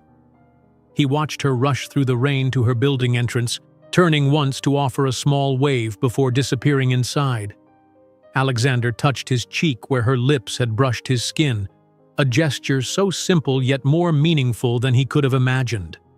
The sophisticated billionaire who had confidently wagered he could make any woman date him now found himself hoping desperately that one particular woman might give him a chance, not because he'd strategically maneuvered her, but because she genuinely saw something in him worth knowing. Maya surveyed the disaster that was her apartment with growing despair. The burst pipe had flooded the entire bathroom and most of the living room before maintenance had managed to shut off the water. Now, at nearly midnight, she and Zoe were moving furniture, salvaging belongings, and mopping furiously. "At least the bedrooms are mostly dry," Zoe said, wringing out another towel. "Small mercies." My thesis notes, Maya moaned, fishing soggy papers from a puddle. And the bookshelf. Half my research collection is waterlogged. Her phone buzzed with a text from Alexander. Made it home safely? Been thinking about you? She hesitated, then responded honestly, home to chaos. Pipe burst worse than expected, trying to salvage what we can. His response came immediately. Do you need help? I can come. It's midnight. I'm aware of the time. I have resources that could be useful. Maya looked around the sodden apartment.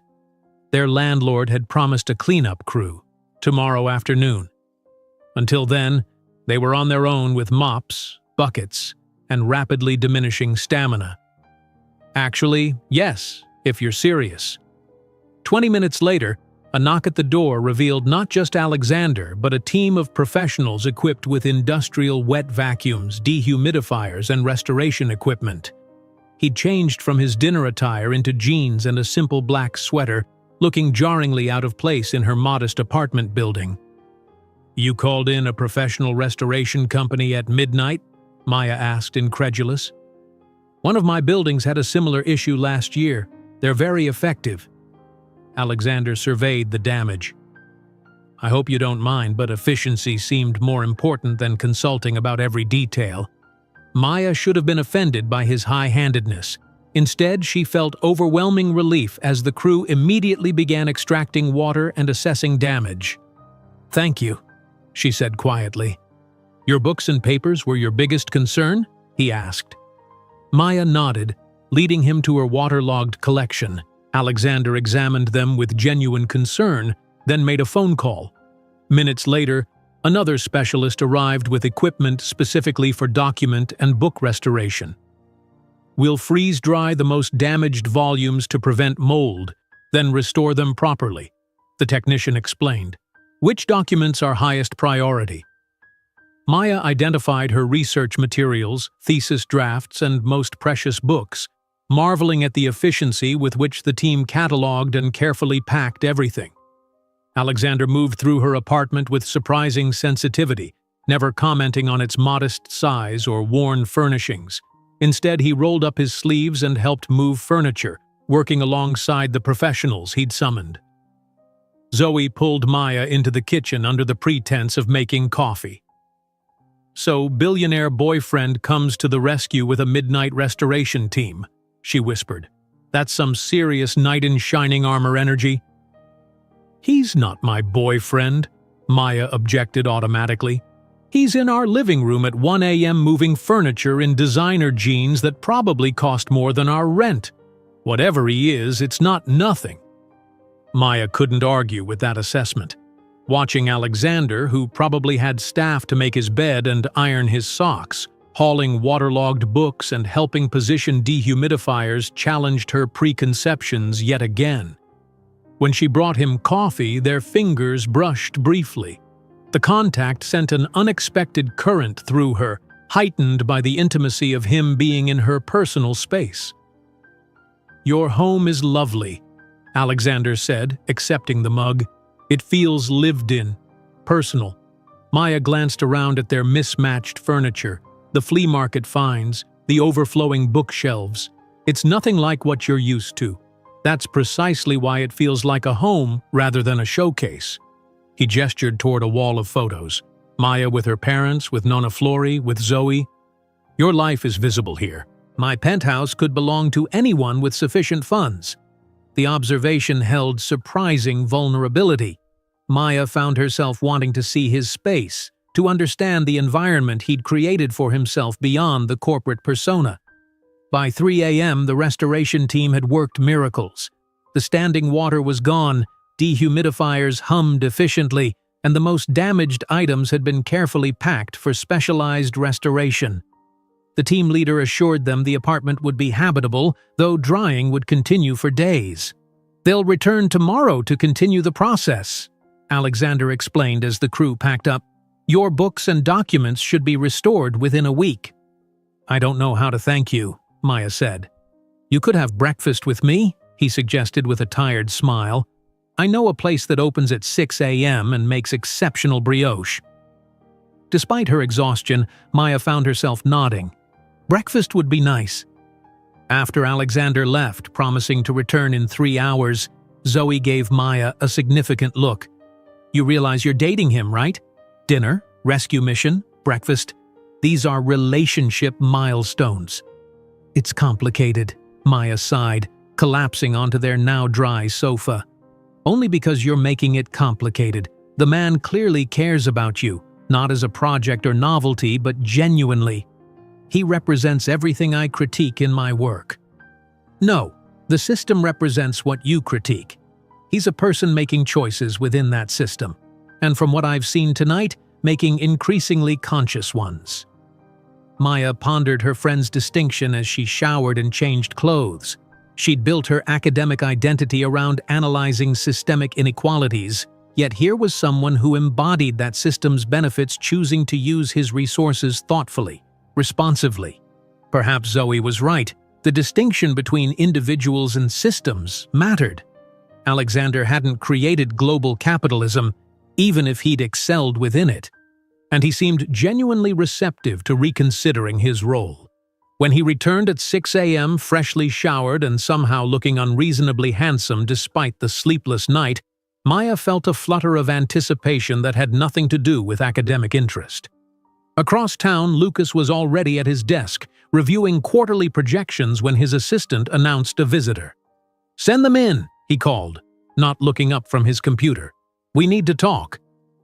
Lucas glanced up to find Alexander standing in his doorway, expression uncharacteristically serious. "About the bet?" Lucas grinned.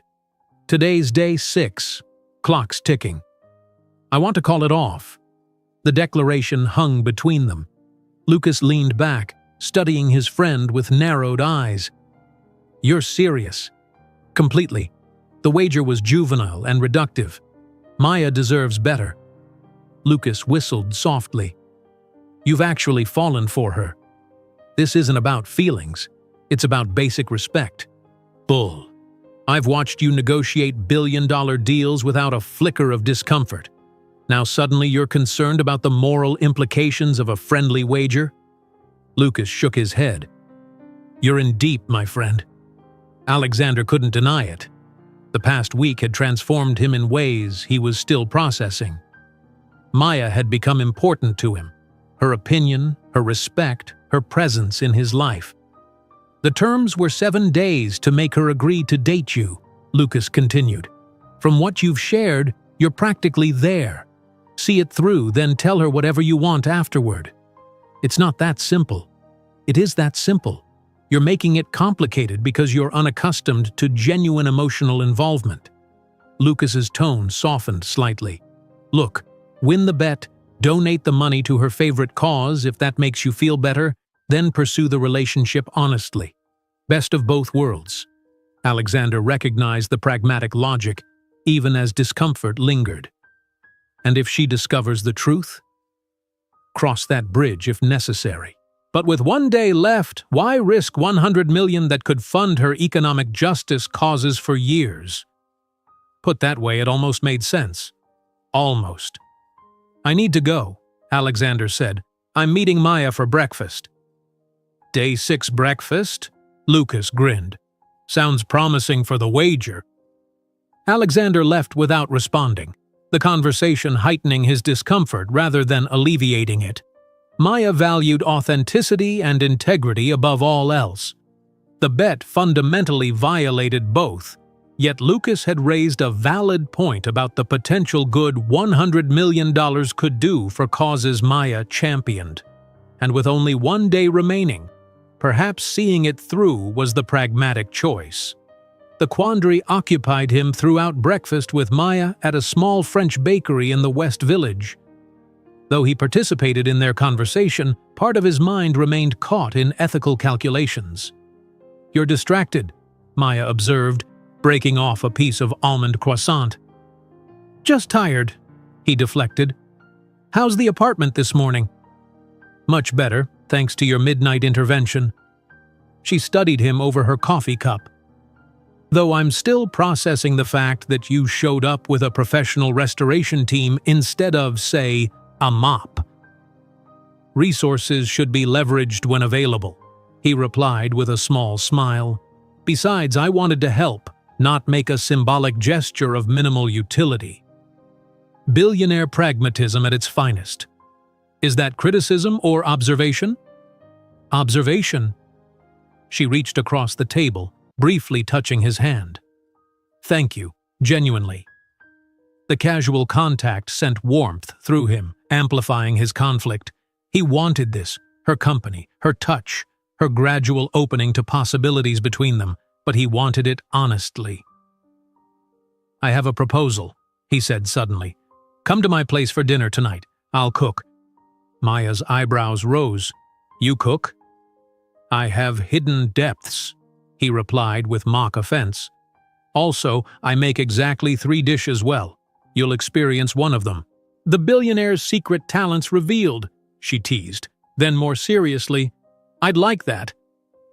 They parted with tentative anticipation, the prospect of an evening in his private space creating an intimacy their public encounters had not.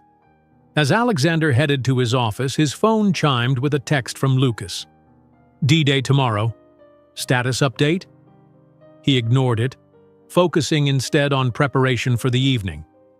He stopped at specialty markets for ingredients, dismissed his housekeeper for the night, and spent time genuinely considering how his space would appear to Maya's critical eye.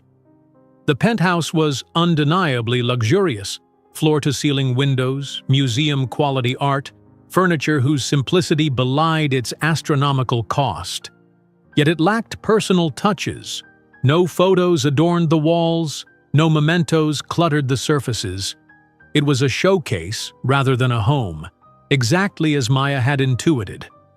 Alexander made some hasty adjustments, adding books he actually read to visible shelves, displaying a small sculpture his grandfather had carved, creating some semblance of personal history in the pristine space.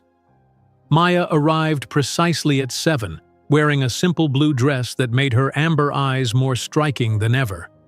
She carried a small potted plant, a house-warming gift, she explained with a touch of irony. Her assessment of his penthouse was characteristically direct. It's beautiful, she acknowledged, moving toward the wall of windows, but lonely somehow. I'm rarely here except to sleep, he admitted. It's more hotel suite than home. That explains it. She turned to him. You have all this space, but no evidence of actually living in it. I'm reconsidering many aspects of my life lately, he said quietly. Including this. Maya wandered his space, studying art pieces, running fingers along bookshelves, absorbing details. Alexander watched her, struck by how completely her presence transformed the atmosphere, adding warmth, vitality, critical assessment where there had been only sterile perfection. In his kitchen, a chef's dream rarely used, Alexander prepared risotto while Maya perched on a stool, sipping wine and sharing anecdotes about her day. The domesticity felt both foreign and surprisingly right. So tomorrow's your presentation to Columbia's economics department? He asked, stirring the risotto methodically. Yes, the fellowship committee wants preliminary findings from my research. She looked momentarily anxious. It's a significant opportunity to validate my approach. You'll be brilliant, he said with complete confidence. Your analysis is compelling and your passion is evident. Maya smiled, the genuine warmth in her expression making his chest tighten uncomfortably. Tomorrow marked the wager's conclusion. The contradiction between that artificial deadline and the authentic connection they'd built felt increasingly untenable. Maya, he began, determined to confess everything. There's something I should tell you about our first meeting.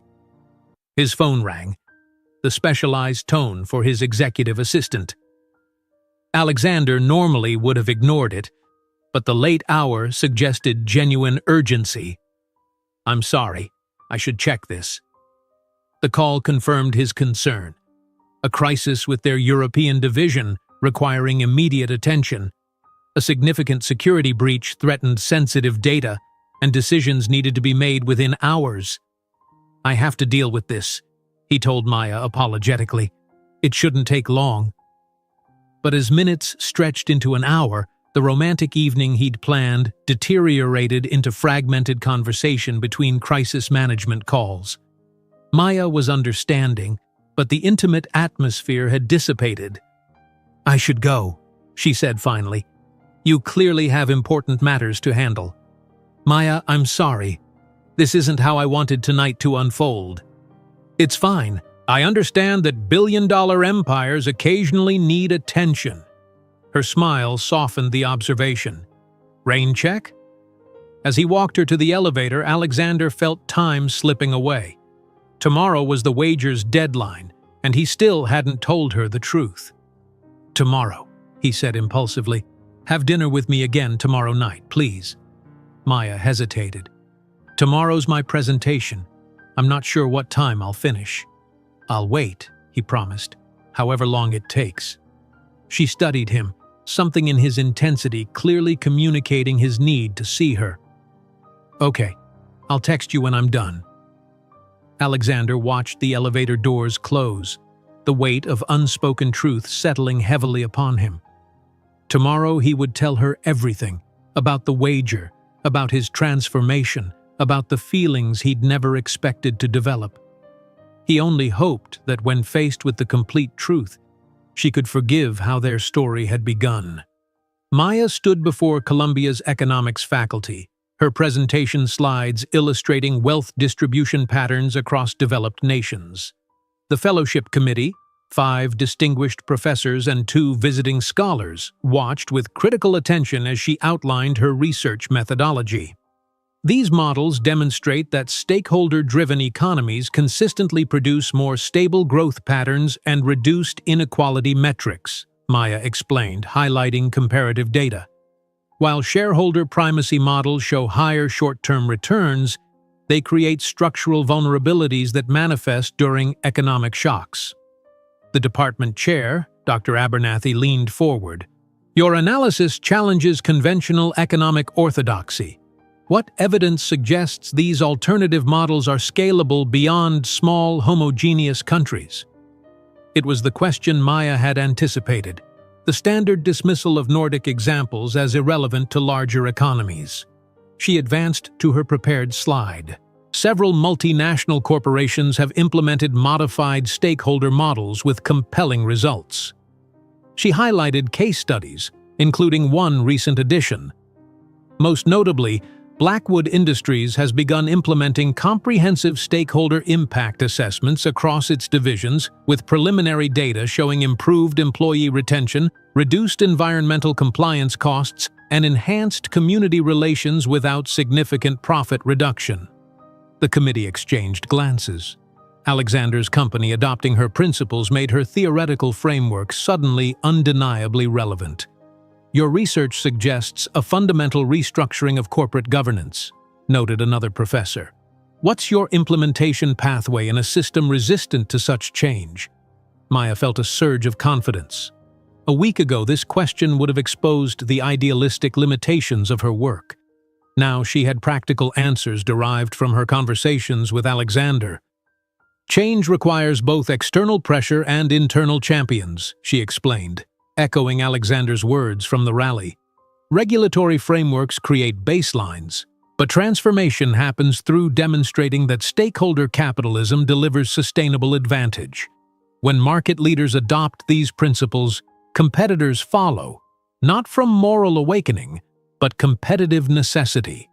For 90 minutes, Maya defended her research against rigorous questioning.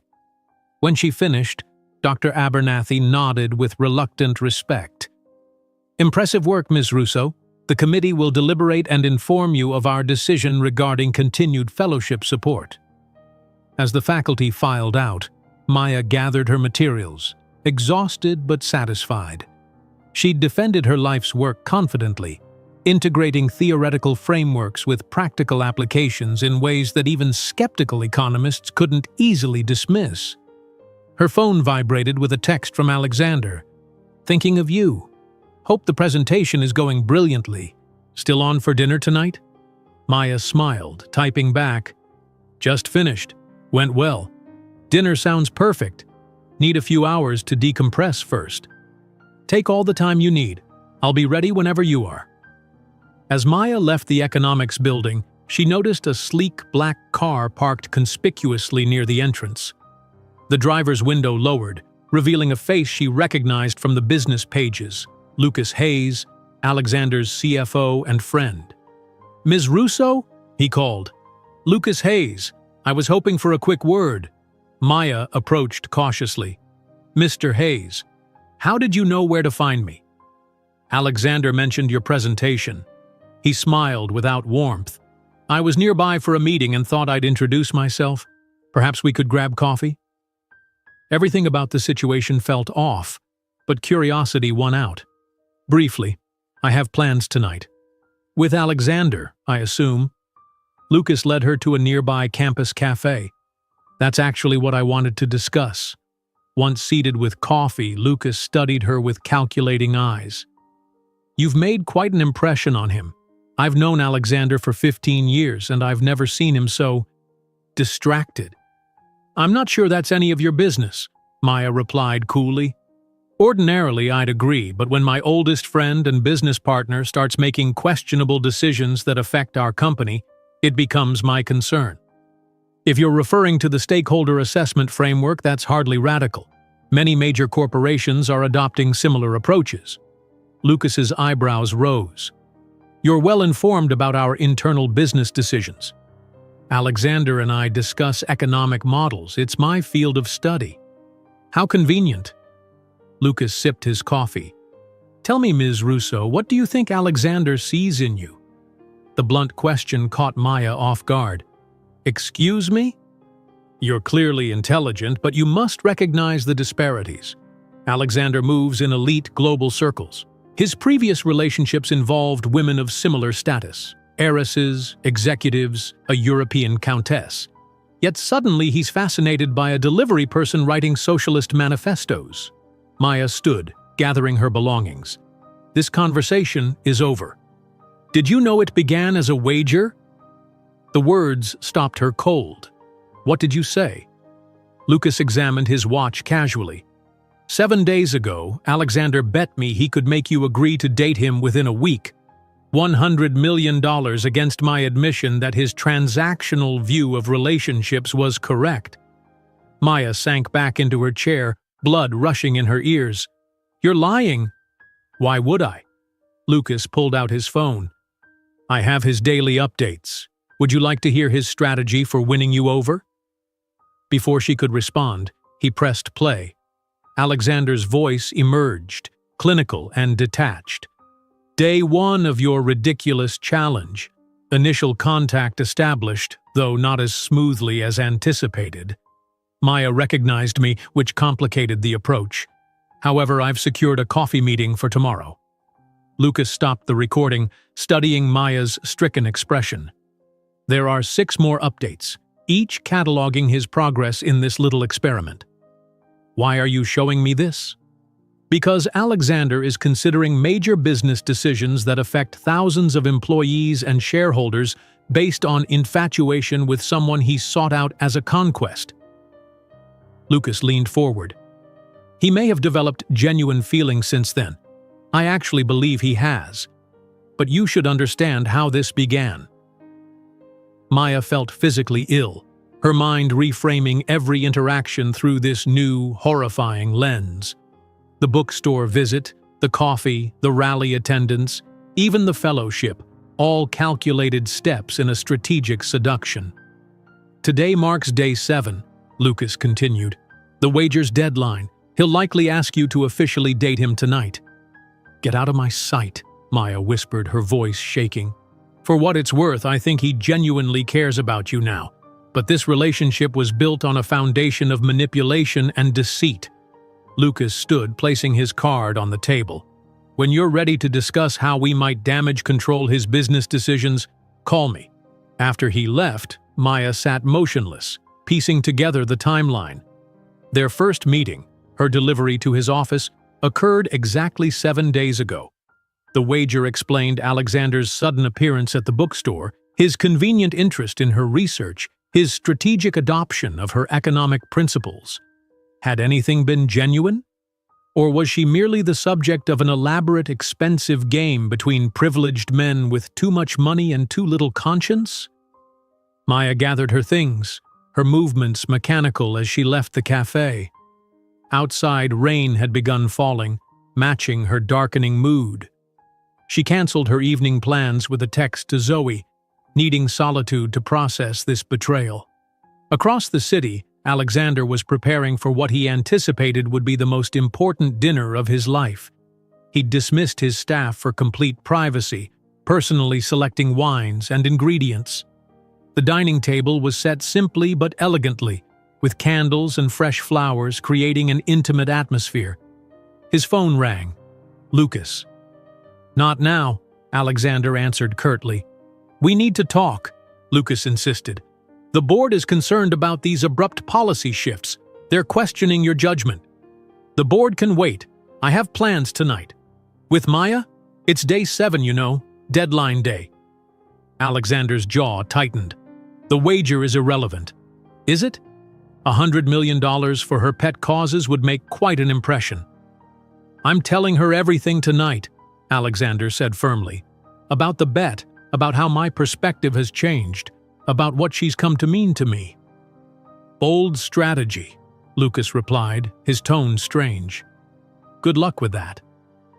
Something in his friend's voice raised Alexander's suspicion.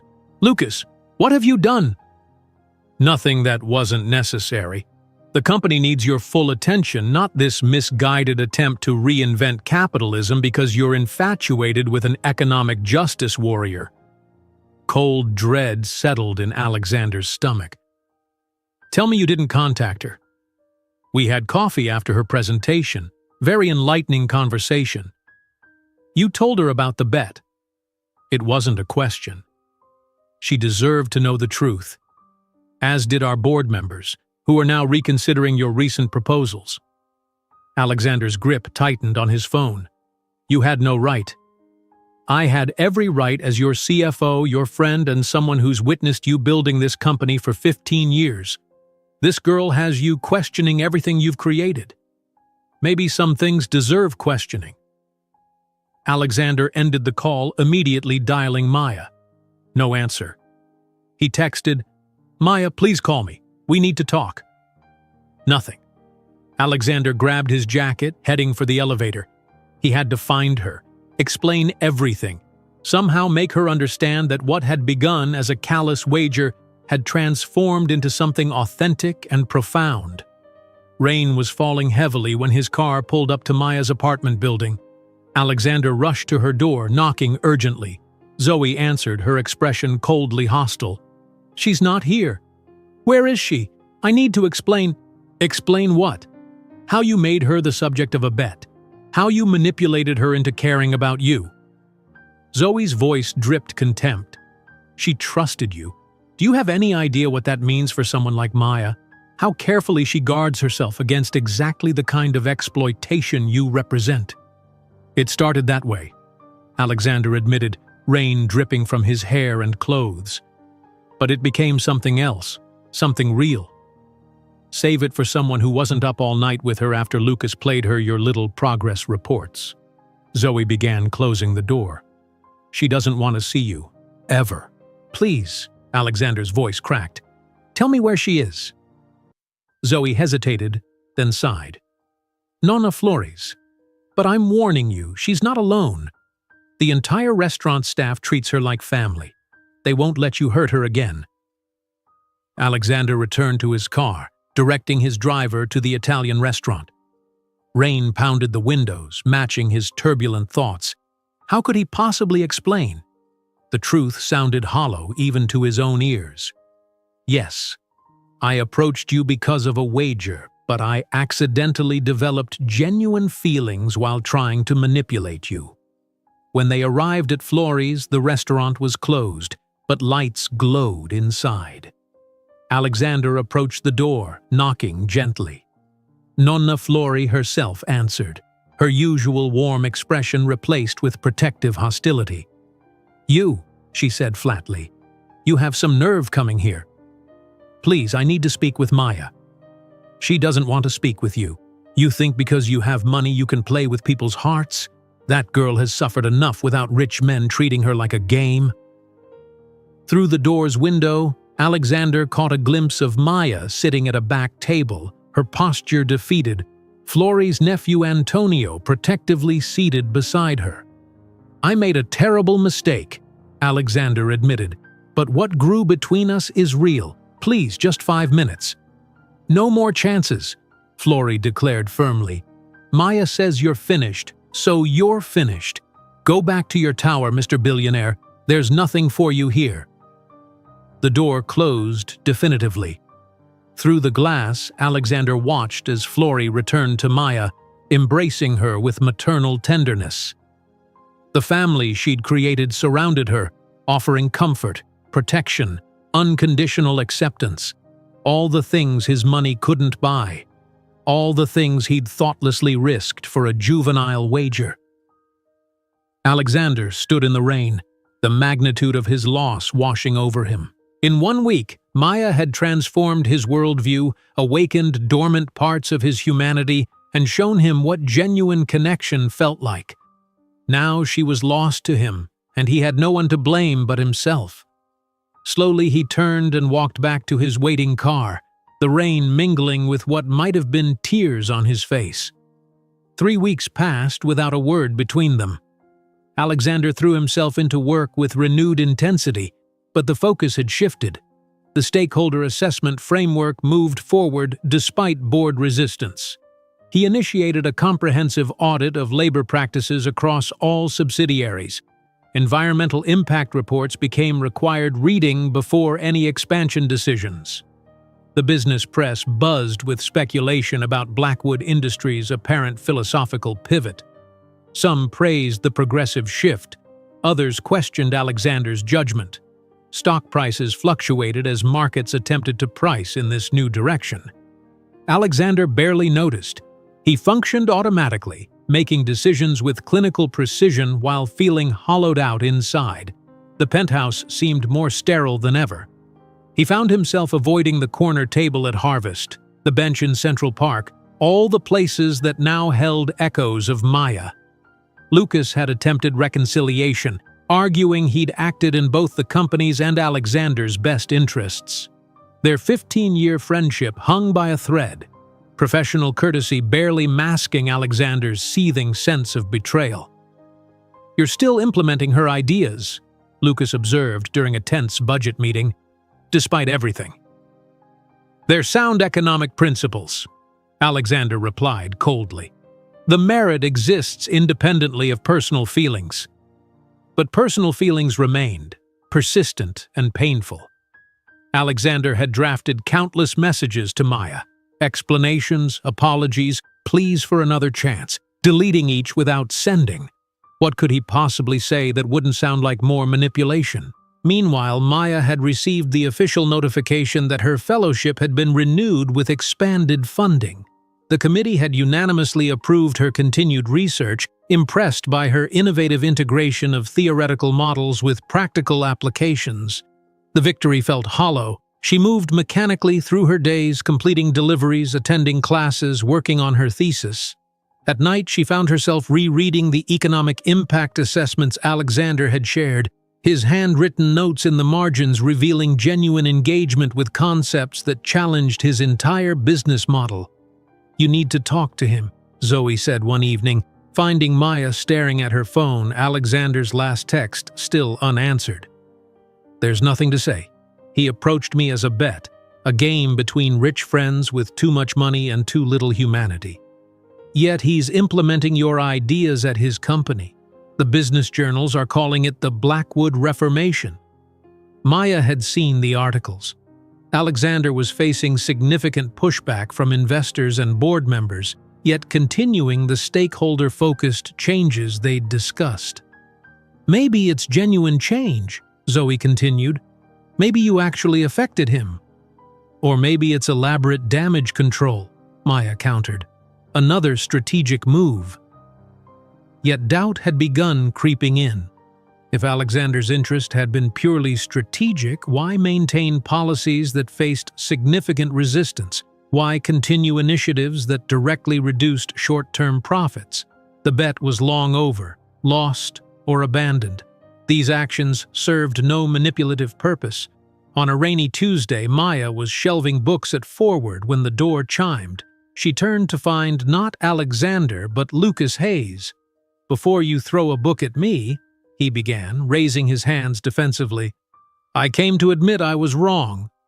"Get out," Maya said quietly, returning to her shelving. Lucas remained. "Alexander doesn't know I'm here. In fact, he barely speaks to me anymore except about essential business matters." Tragic. The manipulative Billionaire Boys Club is experiencing friction. "I showed you his recordings," Lucas acknowledged. "But I didn't play all of them. The later ones tell a different story." Maya stilled, her back to him. "The Alexander Blackwood I've known for 15 years has never questioned his approach to business or relationships. Success through strategic advantage was his religion." Lucas stepped closer. "Then he met you and everything changed. Save the redemption narrative for someone who hasn't been personally victimized by your little game. The game ended weeks ago. What he's doing now, restructuring company policies, antagonizing the board, jeopardizing relationships with key investors, that's not strategy, that's conviction." Lucas placed a small recording device on the counter. "Listen to the full story before you dismiss him completely." After he left, Maya stared at the device for long minutes before finally pressing play. Alexander's voice emerged, the familiar confidence of the early recordings gradually shifting to something more vulnerable, more genuine with each day's entry. Day 4. Maya's perspective on sustainability metrics has significant merit, though implementation across a multinational corporation presents complex challenges. I find myself genuinely engaged with her critiques in ways I hadn't anticipated. Day 5. The rally provided unexpected insights. These aren't fringe radicals, but concerned citizens with legitimate grievances about systemic inequalities. Maya's academic framework contextualizes these concerns with remarkable clarity. I'm beginning to see my business through a different lens. Day 6. The wager seems increasingly inappropriate. Maya deserves better than strategic manipulation, regardless of how benevolent my intentions might seem. And finally, Day 7. The morning before everything collapsed. I'm ending this ridiculous exercise. Whatever happens with Maya should develop naturally, without artificial deadlines or stakes. More importantly, I need to tell her the truth, even if it means losing her. The connection we've formed matters too much for continued deception. Maya sat heavily on a nearby chair, conflicting emotions churning. The transformation in Alexander's tone and content was unmistakable, from calculated strategy to genuine self-reflection. He had planned to come clean before Lucas's intervention. That evening, she found herself walking toward Blackwood Tower, still uncertain what she intended to say. The security desk called up for clearance, and minutes later, she was ascending to the penthouse in a private elevator. Alexander opened the door himself, surprise and cautious hope momentarily illuminating his features before careful neutrality returned. He looked different, thinner, shadows beneath his eyes suggesting sleepless nights. Maya. Her name sounded like both a question and a prayer. "Lucas came to see me," she said, stepping inside. "He played your recordings. All of them?" She nodded. The penthouse was different too. Books and papers spread across surfaces, evidence of actual living disrupting its former sterile perfection. "I was going to tell you everything that night," Alexander said quietly, before Lucas interfered.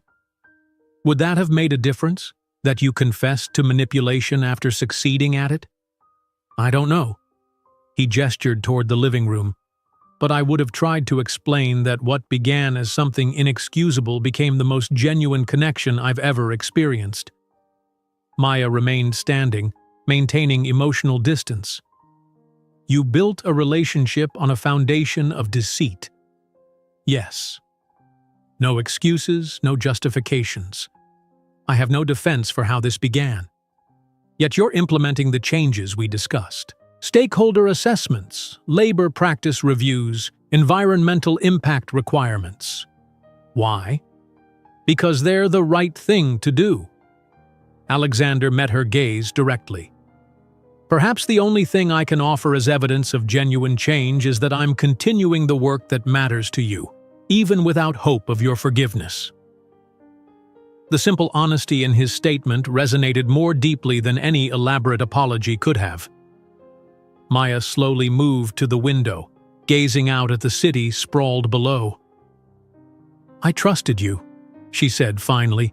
"Do you have any idea how difficult that was for me?" "I do now." Alexander remained where he was, giving her space.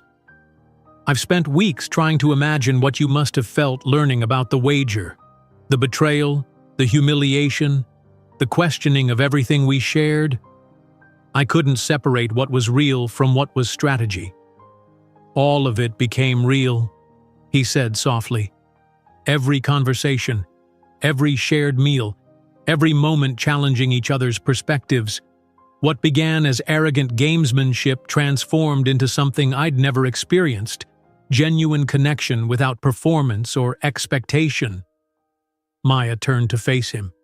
"The wager was for 7 days. Today would have been the deadline. I conceded weeks ago. Lucas won." "What were the exact terms?" Alexander hesitated. "I had to make you agree to date me within 7 days without revealing my wealth or status." "And if you lost?" "I would donate $100 million to your choice of charity and admit that not everything in life can be negotiated." Maya's expression shifted subtly. "And if you'd succeeded?" "Lucas would stop lecturing me about finding authentic connection." Alexander shook his head ruefully. "Ironic, considering authentic connection is exactly what I found, then destroyed." Maya was quiet for a long moment, processing. "You're actually changing your business practices. Not as performance, but substantively. Your perspectives made undeniable sense, both ethically and practically. I couldn't unlearn that understanding, even when the personal connection was broken." Another silence stretched between them. "I'm not ready to forgive you," Maya said finally. "The manipulation, the recordings, the fundamental dishonesty of how we began, that requires more than good intentions to repair." Alexander nodded, accepting her judgment. "But," she continued, "I believe your transformation might be genuine. The changes you're implementing will positively impact thousands of lives. That matters, regardless of how I feel personally." "What are you saying?" "I'm saying I'm willing to continue our conversations about economic models and implementation strategies." Maya's expression remained guarded. "Professionally, as colleagues with shared intellectual interests." It was more than Alexander had dared hope for, yet less than he desperately wanted. "Thank you. Whatever terms you're comfortable with." We begin again, with complete honesty. No recording, no manipulation, no strategic calculations. "Agreed." Maya moved toward the door, then paused. "The donation. The $100 million you would have contributed if you lost the wager. What happens to that now?"